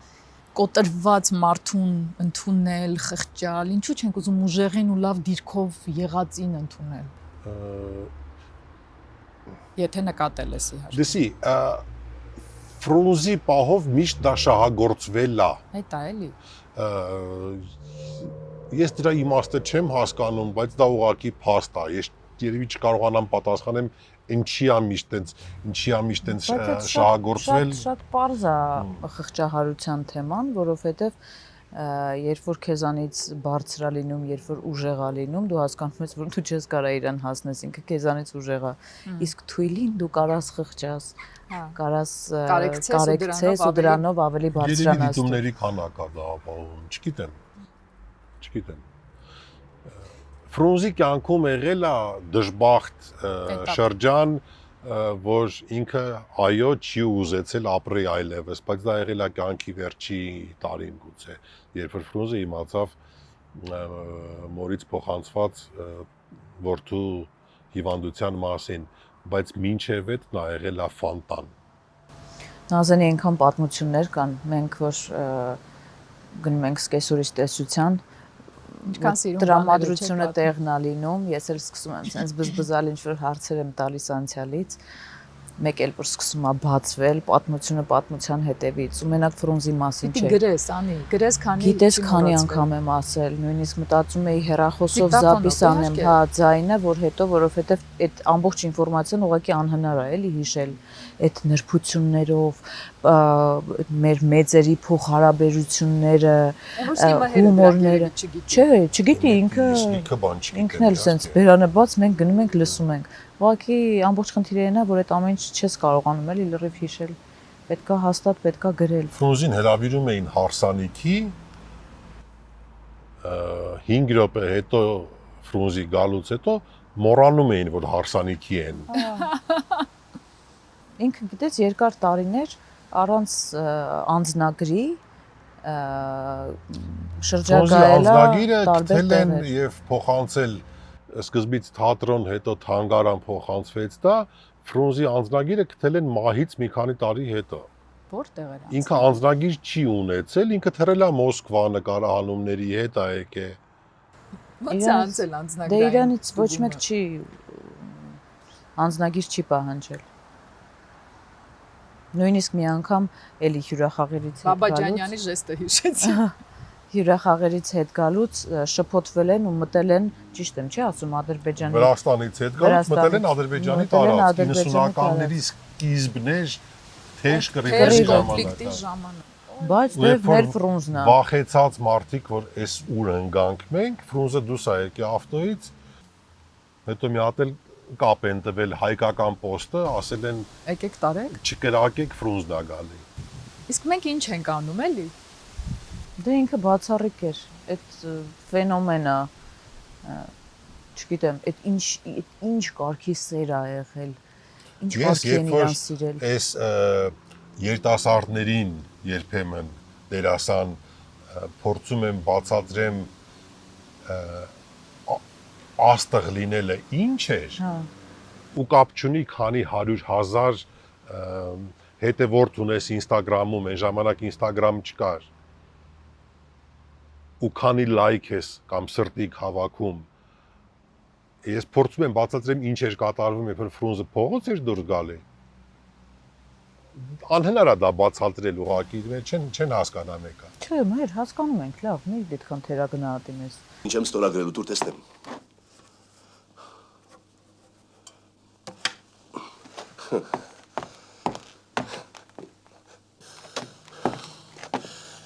Հեյ! Ասում ես Ֆրունզը եկել էր տուն ում հետ։ Պարույր Սևակի ու Մեր տանը, որտեղ Կոմիտասում հայրական տունն է, Բարույր Սևակն, դե պատմություն են որպես լսե արդեն պապայից, ոչ թե ականատես եմ եղել։ Երկրորդը չեմ հիշում, ինչ-որ թաթերագետ էր, շատ վախենում եմ ինչ-որ անունտան, որտեղ կարող է սխալվեմ։ Ես չեմ հիշում։ Ֆրունզը գալիս է մտնում է, այս երկուսը Ինչ որ պիես են քննարկում։ Բարույր Սևակը ասում է, որ հեղինակը նկատի ուներ էս։ Այն մյուսը ասում է, դու սխալվում ես։ Նա նկատի ուներ էսա գաղափարը։ Տենց վիճում են իրար հետ, Ֆրունզը նստում է, մի քիչ լսում է մեկին, մի քիչ լսում է մյուսին, ասում է երկուստ էլ սխալվում եք։ Իրականում ինքը նկատի ուներ էս։ Ու տալիս է իր կոնցեպցիան, եւս 10 րոպե հետո երկուսը համաձայնվում են Ֆրունզի հետ։ Որովհետև ճիշտ էր, թե ուղղակի անհերքելի հմայի չէր։ Երբ որ պարզվում է, որ Ֆրունզը գաղափար չունի, ոչ պիեսն է կարդացել, ոչ հեղինակին գիտի։ Սևակը ուզեցել է պատոհանից ուղղակի Հա, պապան պատմում էր, որ Սևակը ուզում էր պատոհանից դուրս գցեր իրան, էլի երկրորդ հարգից։ Որովհետև Ֆրունզից գաղափար չէր կարդացել այդ պիեսը։ Ինքը կարար նորմալ, adekvat մարդուն համոզել, որ Նազենի հիմա իզուր եք այս ամեն ինչը նկարում, դու չպետք է սրանով զբաղվես, ու կարող է համոզել։ Դե հիմա Մահեր, ես ուզում եմ հասկանալ, որտեղ է տաղանդը, գիտելիքը, տես մենք ամենասկզբից խոսում ենք կրթություն, դերասանական կրթություն, արվեստ, տաղանդ։ Ես համոզված չեմ, որ Ֆրունզը ուներ դերասանական կրթություն։ Իրա դեպքում կարծում եմ բնությունը, 100%-անոց բնությունը։ Ինձ կասես, խնդրում եմ, հայրիկի ստեղծագործական ընթացքը, օրինակ, քեզ վրա ազդել է գեղագիտորեն։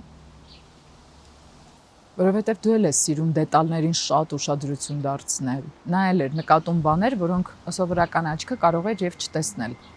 Նազենի անկեղծ պատասխանը երևի հետեւյալն է։ Wi-Fi-ով եկել է երևի։ Որովհետև նենց չի, որ մենք իրար հետ տենց մասնագիտական երկար զրույցներ ենք ունեցել։ Բայց կարծում եմ, որ ինչ որ տենց Bluetooth-ով կամ Wi-Fi-ով եկել է, ինչ որ բաներ, որը որ անկախ ինձնից է։ Դե կոչվում է գեն։ Իսկ Ալբերտ Մուշեղիչը ենթադրում էր երբևէ, որ դու կդառնաս ամեն դեպքում ռեժիսոր, որովհետև դու սցենարական բաժինն ես ավարտել։ Մի անգամ Ալբերտ Մուշեղիչը արդեն վատ առողջ էր, մամային ասել է մհերը կարա լավ ռեժիսոր դառնա, եթե չմեծամտանա։ Իմ համար կարևոր բառեր են դրանք։ Ենք հասկանում ինչ բան է սև թուղթ, որտեղ սպիտակը թուղթ է։ Ու մենք վազելով տանում ենք, տալիս ենք հարևաններին, ինքը վերցնում էր, արդեն գիտի ինչ է։ Մեր գլուխը շոյում էր, իսկ մենք ուրազվարդ ենք տանում։ Ու թագում էր թուղթը։ Ու երբ որ մենք արդեն երրորդ էլի ուրախ կորալով, ուրախացած, վազելով, ուրախ կորալով բանենք անում, ես տանում էի, տալիս էի, էլի նույն բանը, վերցնում էր, իրա ողբը ցույց չէր տալիս մեզ, ուղղակի լուր, էլի շոյում էր, ախ ձին կրտնած ներս մտա, այ սիրում ձի դու ինձ ասա, որտեղ թողիր իմ բալին։ Ես մինչև ինստիտուտ ընդունվելը, մինչև վերջի տարին պատրաստվում էի գնալ ուրիշ ճանապարհով։ Իրավաբանական, դատախազություն, այն ժամանակվա KGB, հələ սովետ էր, այդ էր իմ պատկերացրածը, այդ ինչ-որ ուժային համակարգերից մեկում։ Վերջի տարին, սենց մի վարկյանում, եկել ես որոշում եմ, ասում եմ, չէ, ես պետքա ընդունվեմ ՎԳԻԿ։ Հիմա որ հարցնես, ասես, ինչը փոխեց քո այդ որոշումը ընդունելու մեջ, չգիտեմ։ Եվ այդ պահից սկսած, այո, քանի որ փոքր ժամանակվանից դեռ ինչ-որ պատմություններ ես գրում էի, ու պարզա որ papan այդ ամեն ինչը կարդում էր, կարծում եմ, որ այո, պատկերացնում էր։ Իդեպ Մհերի եղբայրն էլ է շատ լավ գրում։ Ինքն էլ է ավարտել ՎԳԻԿ-ը, բայց ռեժիսուրա է, չէ՞, ավարտել։ Իհարկե հետո չի զբաղվել մասնագիտությամբ, բայց շատ սիրուն է գրում։ Ֆանտաստիկ պատմություններ ունի փոքր գրած։ Մայրիկը էլ է, չէ՞, շատ սիրուն գրում։ Չէ, մաման խմբագիր է եղել։ Հակառակը մաման միշտ ամբողջ կյանքը հմեկում է աշխատել եւ արվեստի բաժնի խմբագիր է եղել։ Ու այդ ընթացքում շփվել է մեկ-մեկ որ պատմում է սովետից որ գալիս էին, դե գլխավոր հանրային հեռուստաընկերության պետք է ինչ-որ հաղորդում լիներ կամ անդրադարձ լիներ իրենց, ու այդ ամեն ինչը անում էր Սեդան, ու մեկ-մեկ որ ինքը պատմում է թե ու ինչ մարդկանց է տեսել, ինչ մարդկանցից է սնվել, այդ մեկ-մեկից նայում եմ, ասում եմ ոնց էլի։ Մերոնք ու դա պապայից էր գալիս շատ, երբևիցե մեր տուն գալիս էին շատ հետաքրքիր մարդիկ ու երբեք չի եղել տենց մոտեցում ծնողների կողմից, որ երեխեք դուք գնացեք, մեր դու գնա, մենք մեծերով մնանք։ Ես չգիտեմ ինչքանով դա նստում է մեջը, չի նստում, բայց այդ մարդկանց ես լսել եմ, այդ խոսակցությունները ես լսել եմ։ Իրանց իրար հոգի ուտելը տեսել եմ, իրանց իրար ձեռառնելը տեսել եմ, բայց դրա մեջ մի հատ ինչ-որ որակ կար։ Ու հիմա, երբ որ մեր տուն գալիս են հետաքրքիր մարդիկ, Ես վերջերս օրինակ Նազենի Հովանեսյանն էր Սոֆի Մխեյանի հետ եկել, նույնը ես փորձում եմ իմ երեխեքի հետ կապված, որ ոչ թե գնացեք ձեր սենյակ չխանգարեք, այլ եթե հետաքրքիր է լսեք։ Մայր բոլորը եւ դիտողները եւ Անին էլ խոսքի մեջ նշեց, որ կյանք ու կռիվ առաջինը ավելի ուրիշ սիրով են ընդունել եւ ուրիշ թրթիռով են զգում այդ ֆիլմը։ Ընդ որում հետաքրքիր է, որ մենք ես իբրև հանդիսատես եմ ասում, ես էլ նայելիս միշտ չի որ ուզում եմ հասկանալ ինչու է այսպես նկարվել կամ ինչն է այդպես նկարվել։ Ես զգում եմ կամ չէ, ու եթե ֆիլմը թողել է իմ մեջ էմոցիա, ուրեմն հաջողել է։ Բոլոր խնդիրներով հանդերձ, տեխնիկական կամ չգիտեմ ինչ այլև այլ։ Եվ դու, ես գիտեմ, որ դու շատ սիրում ես նաև կյանք ու կռիվ երկրորդը։ Բայց կասես խնդրում եմ, ի՞նչն է պատճառը, որ առաջինը այդքան բռնեց մարդկանց սիրտը, իսկ երկրորդն այլ կերպ ընդունվեց։ Այս հարցին կարող եմ հետո ես պատասխանել իրանից հետո էլի։ Այո։ Միանգամից պատասխանի։ Ես պատասխանեմ։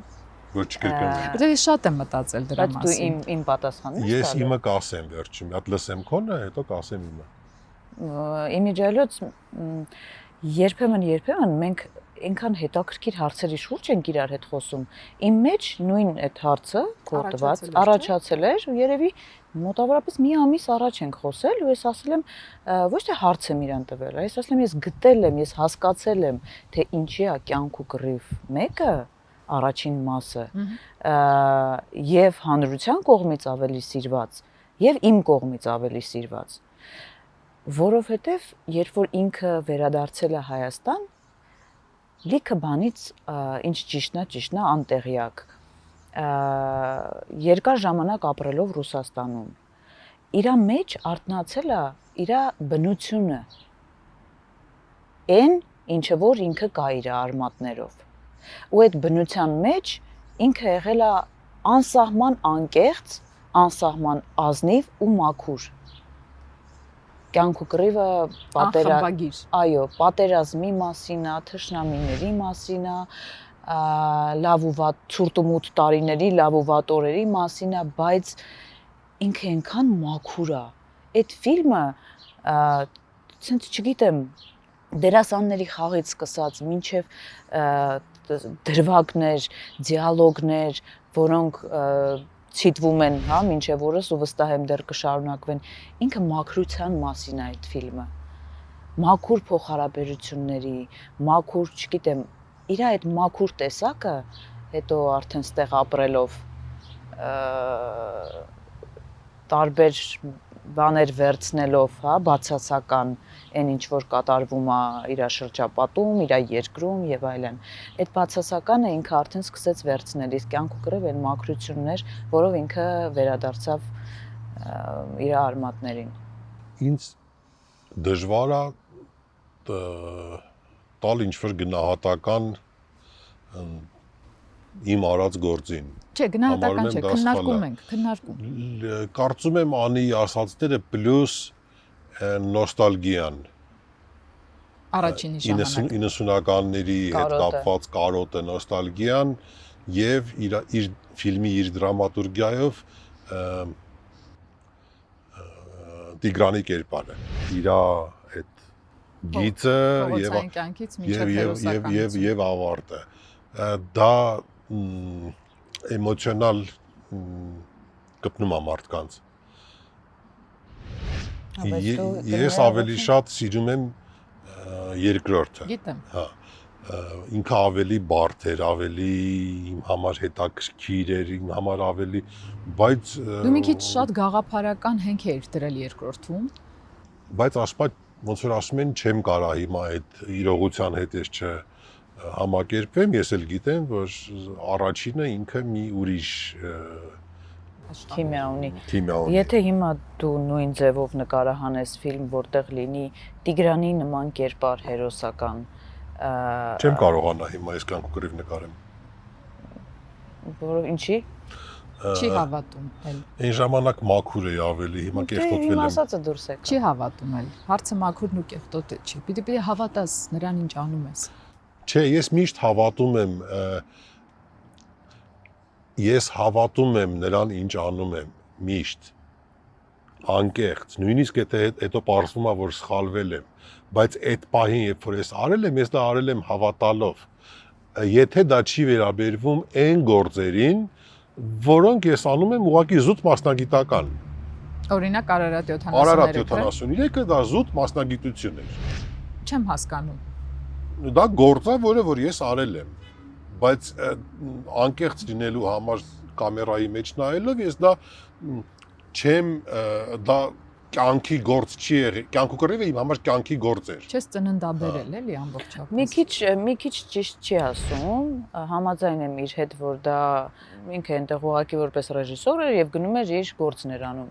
Բայց Նազանի ջան, եթե դու տեսնեիր ինքը ինչ տեսակ քամված էր գալիս տուն, բայց ես չեմ ասում, որ ես խալտուրա եմ անում։ Ու նստում, մտածում անընդհատ, որովհետեւ իր մեջ կար, որ Արարատ 73 այդ մեր լեգենդներն են ու ես չեմ կարող ինձ թույլ տալ։ Այդպես սխալ ընկալում չլինի, ես չեմ խոսում նրա մասին, որ ես խալտուրա եմ անում երբևիցե։ Դու ասում ես դա գործ էր ուղղակի։ Բայց դա մասնագիտական էր, այսինքն ես որպես ռեժիսոր կոնկրետ նյութի մեջ, կոնկրետ սցենարով ես անում եմ իմ մաքսիմալը, որ դա լինի լավ գործ, բայց դա այն գործը չի եղել, որ ես հենց իր ասենց ծնվելուց մինչև բան, որ սենց սա իմը լինի։ Դա Դու Տրոյե եւ Սնիժինկը ֆիլմից հետո կարծեմ ասացիր, որ այնքան չկար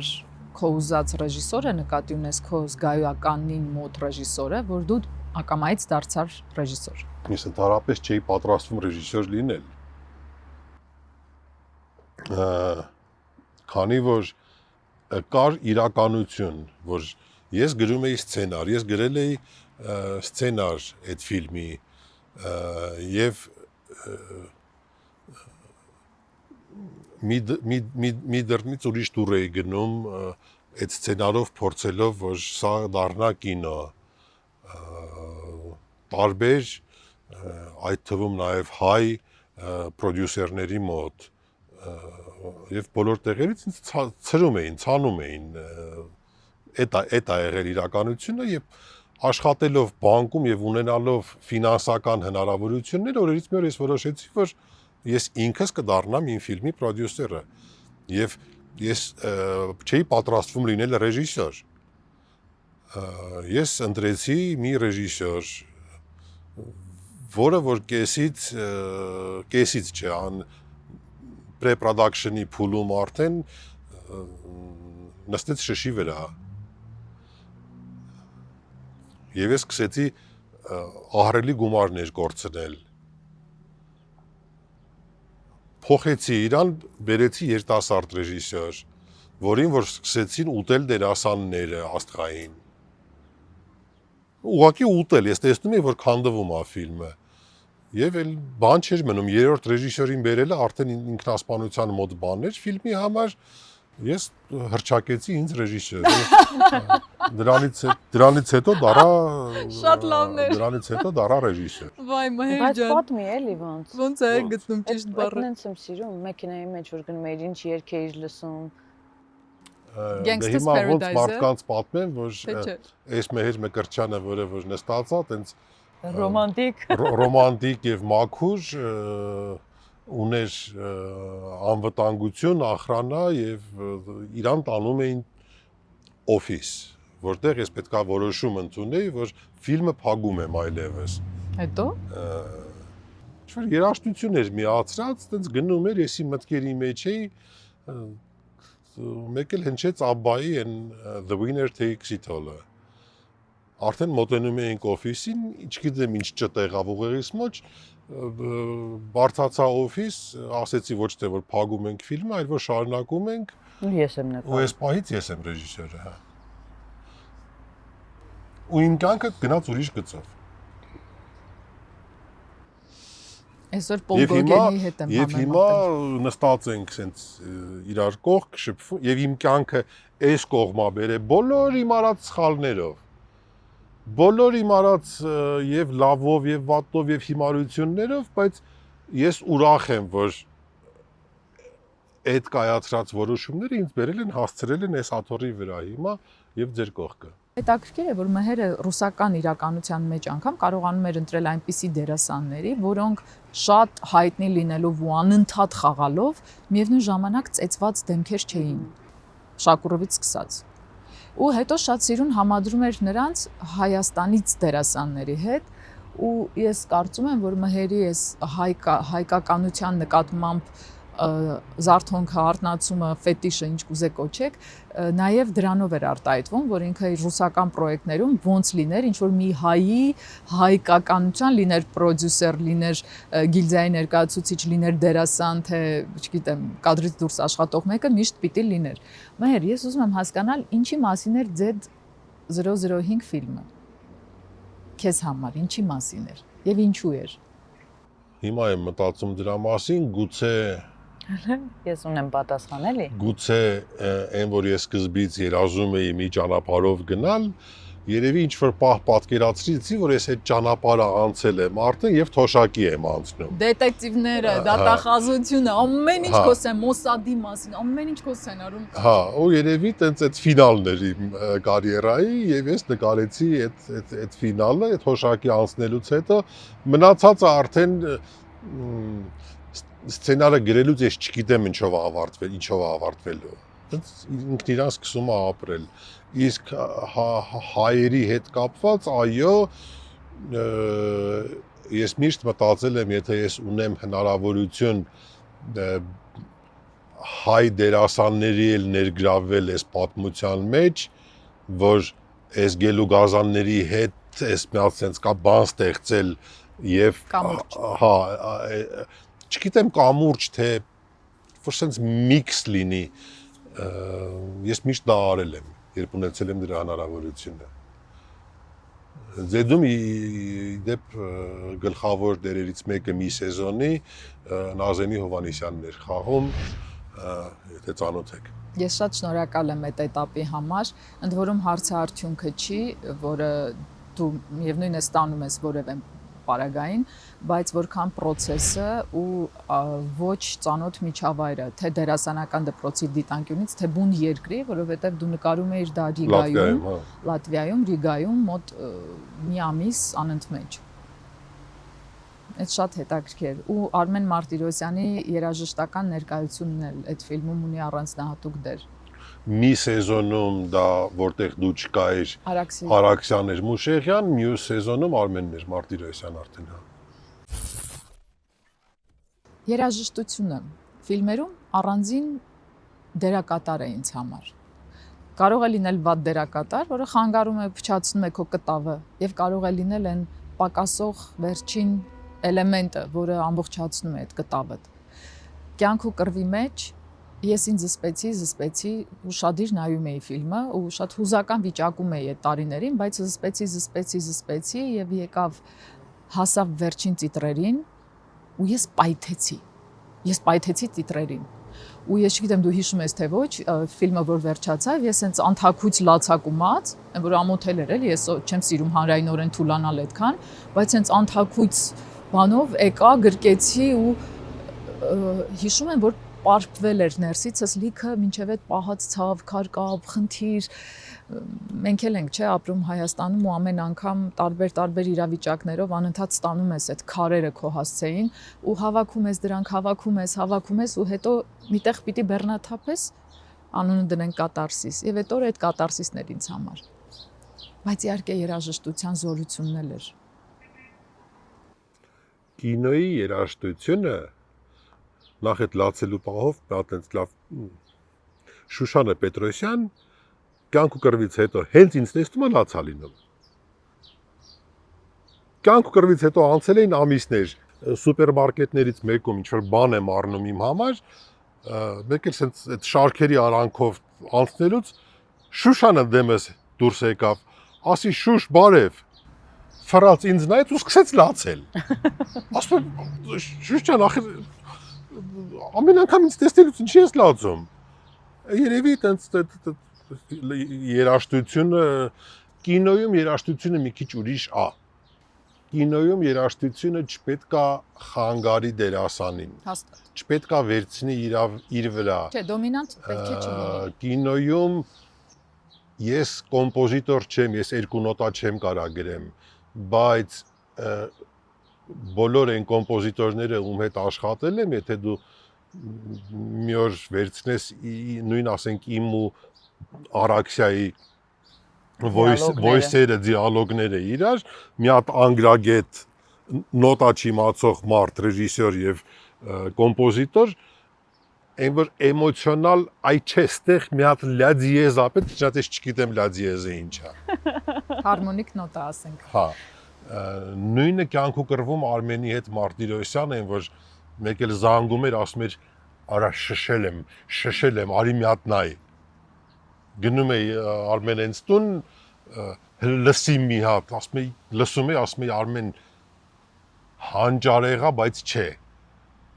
որովհետև ստեղ քաշում է իրա վրա, արա ճիշտ ես ասում, լավ գնա կզանգեմ։ Ամեն դեպքում Միշտ 2020-ին բոլոր հերոսական թե ողբերգական դրվագներին լեյտմոտիվով հնչում էր հենց կյանք ու կռվի սաունդթրեքը։ Խաղաղության ամենքից ճակատագրերն են տարբերվող, բայց հայրենիք պաշտպանելիս դառնում ենք մի երկինք ու հող, համփորձանմախ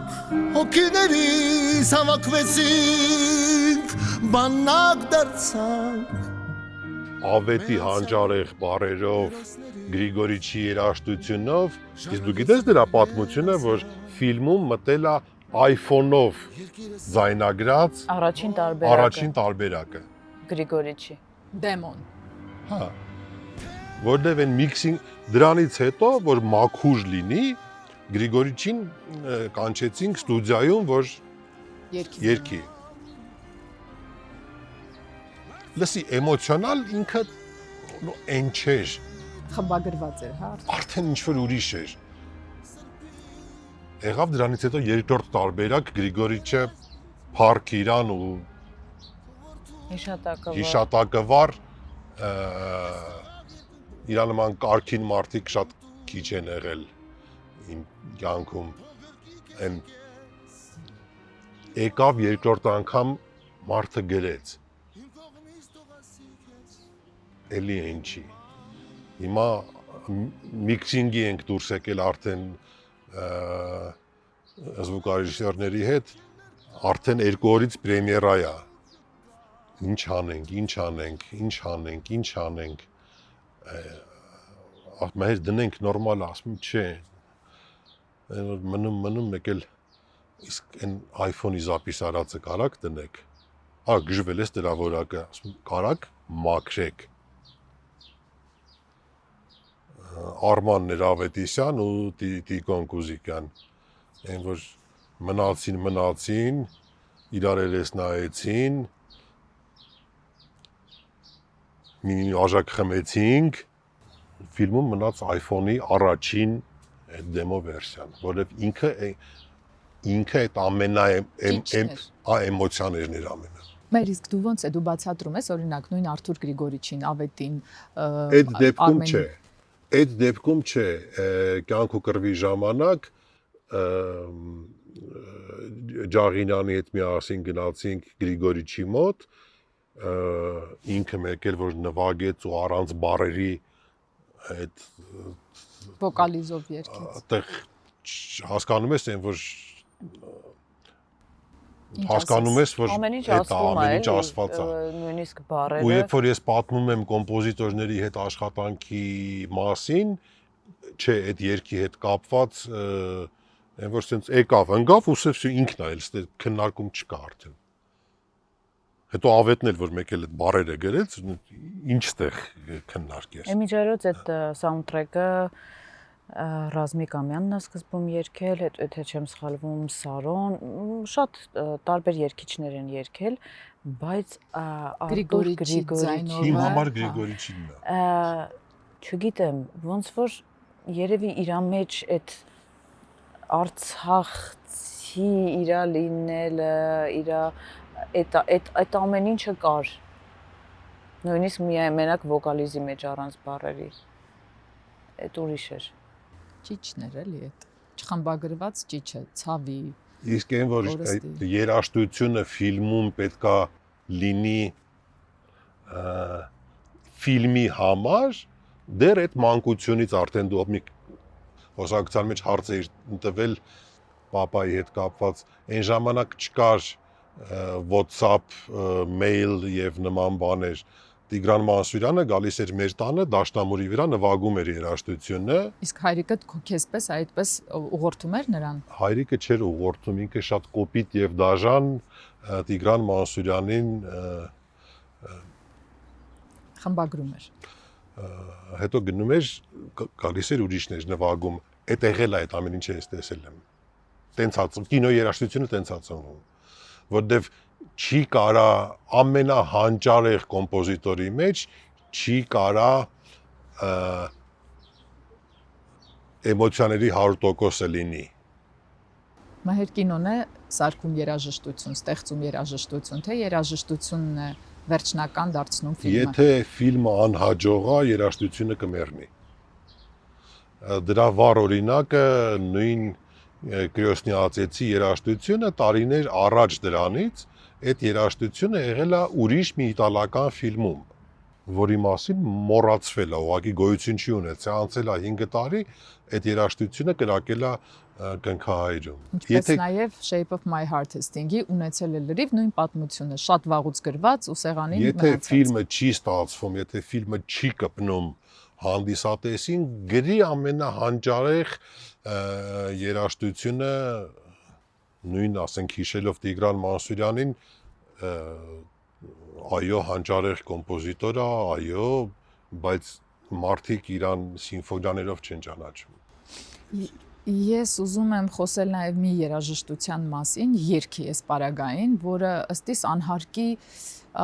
աչքաթող է արվել, քայլ առ քայլ։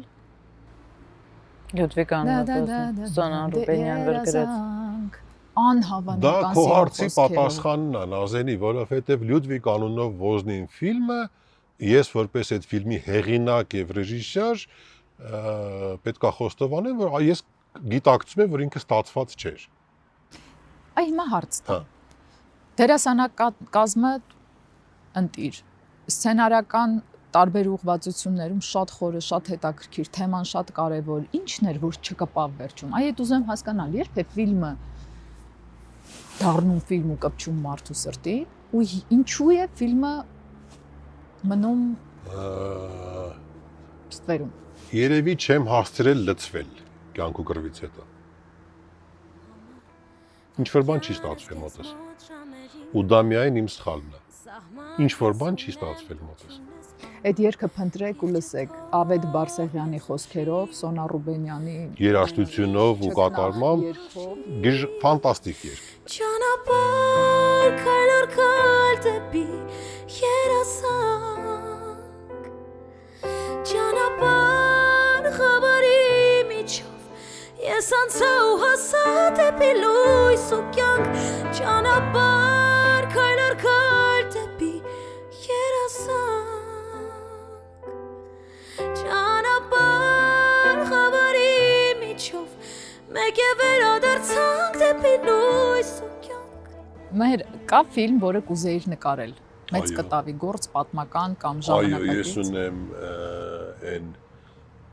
ֆիլմի երազանքը, որը ունի պատրաստի սցենար։ Որը։ Չգիտես դու դրա մասին, որը որ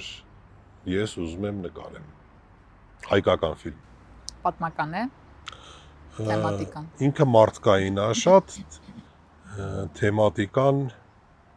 Լենինականը մինչև երկրաշարժը։ Նույն սիրուն բան կլինի։ Որտեղ ոչ թե առաջի պլան գալիս է ցավն ու ողբը, տեսածը, ողբերգությունը տեսնելուց հետո այդ ցավը ապրելը, այլ դու տալիս ես այն Լենինականը, որ եղել է, որ հասկանաս ինչ ես կորցրել, որ Լենինականն ես կորցրել։ Ու ցույց չտալով ակնհայտ ցավը, այդ ցավը դու զգում ես։ Դա իմ երազանքի ֆիլմն է, որը որ ես ուզում եմ անպայման օրերից մի օր նկարահանել եւ վերջի շրջանում շատ եմ սկսել մտածել հենց կյանք ու կռիվ 3-ի մասին։ Եթե Բայց դու ունես դերասաններ։ Քո ուզած։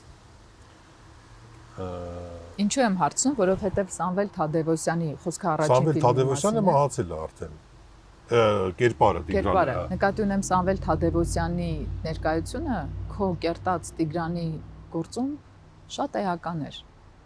Կարող է ուրիշ դերասան լիներ, էլի լիներ շատ լավ, էլի լիներ յուրահատուկ, բայց չէր լինի այն ինչը եղավ։ Այո, իհարկե։ Հեշտ էր աշխատում նրա հետ։ Ոչ մի դերասանի հետ էլ չի լինում ակնհայտ հեշտ աշխատել։ Արիանի ջան, վեր կաց գնացին տներով։ Հա, ոչ մի դերասանի հետ էլ չի լինում ակնհայտ հեշտ աշխատել։ Դա ճանապարհ էր, մի հատ ու շատ ծանր դժվար գործ էր։ Մի կողմից շատ տաղանդավոր դերասան Սամվել Թադևոսյան, մյուս կողմից բացարձակ ոչ մի փորձ չունեցող դերասան, կինոյական, դե հիմա կինոյի մասին եմ խոսում, եւ տարիքային, հենց չի որ թատերական ինչ էր, եւ իհարկե հեշտ չէր, իհարկե ծանր էր եւ դա համատեղ մեծ աշխատանք է, որտեղ մի կողմից պետք է լինի տաղանդավոր դերասան, մյուս կողմից պետք է լինի ռեժիսոր, երրորդ կողմից պետք է լինեն այդ կադրում գտնվող մնացած դերասանները։ Մեր օրինակ դու Արծրունը, Սամվելը, Անին, մյուսը, երրորդը Հրանտը, նայ լրիվ տարբեր դպրոցների գրողներ են, այսինքն լրիվ տարբեր ընթացքների, չեմ ասի շատ տարբեր դպրոցներ են, բայց դու զգում ես տարբերությունը, ենթադրենք Մազմանյանի արվեստանոցն ավարտած դերասանի կամ Անի հենց կուրսից հա, Տիգրանի կուրսն ավարտած դերասանների կան տարբերություններ նկարահանելիս։ Դու զգում ես ով որ դպրոցի գրողն է։ Դպրոց ես զգում եմ Օրինակ դու Թոփալյան Սամվելի հետ ես աշխատել։ Այո, ես զգում եմ կամ դպրոցի բացակայությունը կամ դպրոց ունենալը, բայց թե այս վարպետի ձեռագիրն է, թե ուրիշ վարպետի ձեռագիրն է, դա այդքան մեծ տարբերություն չկա իմ համար։ Անի, եթե աղջիկներդ ցանկանան դառնալ դերասանուհի, թույլ կտաս, որքան էլ որ դուք ազատություն եք տվել նրանց, թե կփորձես ուղղորդել ուրիշ ուղղությամբ։ Կփորձեմ ուղղորդել, բայց մի հատ բացառություն կա։ Միշելի մեջ դա անխուսափելի է։ Այսինքն երբ որ ես վերջնականապես համոզվեմ մասնագիտական անխուսափելիության հետ, ես չեմ պայքարի, բայց եթե կա կամուկացը, եթե ես երեխեքի հանդեպել եմ իմիջիայլոց շատ օբյեկտիվ, շատ, երբեք իմ մոտ չկա, եթե իմ երեխեն է, ուրեմն ամենալավն է, բացարձակ։ Միշելին երևի դեմ չեմ լինի, մհերն էլ ոնց որ թե։ Իսկ մեզնից ով է հարցնելու։ Որովհետև ինքը ապրում է, ինքը արթնանում է ու խաղում է։ Իր օրը այդ խաղը։ Ինքը հանդես է գալիս օրվա մեջ տարբեր կերպարներով։ Այսօր ինչ կերպարով արթնացել։ Այսօր բարի էր, լավ էր, առանձնապես չեմ շփվել այսօր հետը ճիշտն ասած, չգիտեմ, բայց ինքը ֆանտան է։ Չգիտեմ, ես այդպեսին չեմ եղել, մհերը այդպեսին չի եղել, թե Գյումրվա գեներն են։ Միշելի մեջ ես շատ եմ նկատում աբոյական բաներ։ Հա։ Օրինակ ինչ։ Նպատակայինը։ Չեմ կարող բացատրեմ, դա զգալու վրա է, ինչ-որ sense մի հատ բնավորություն, իր այդ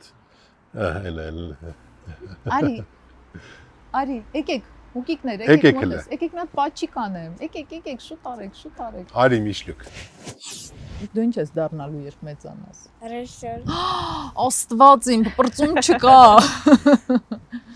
Իսկ դու Միշել ինչ ես դառնալու։ Դե լավ, մի ամաչի ասա։ Թույլ կտաս ես ասեմ։ Դերասանուհի ես դառնալու Միշել։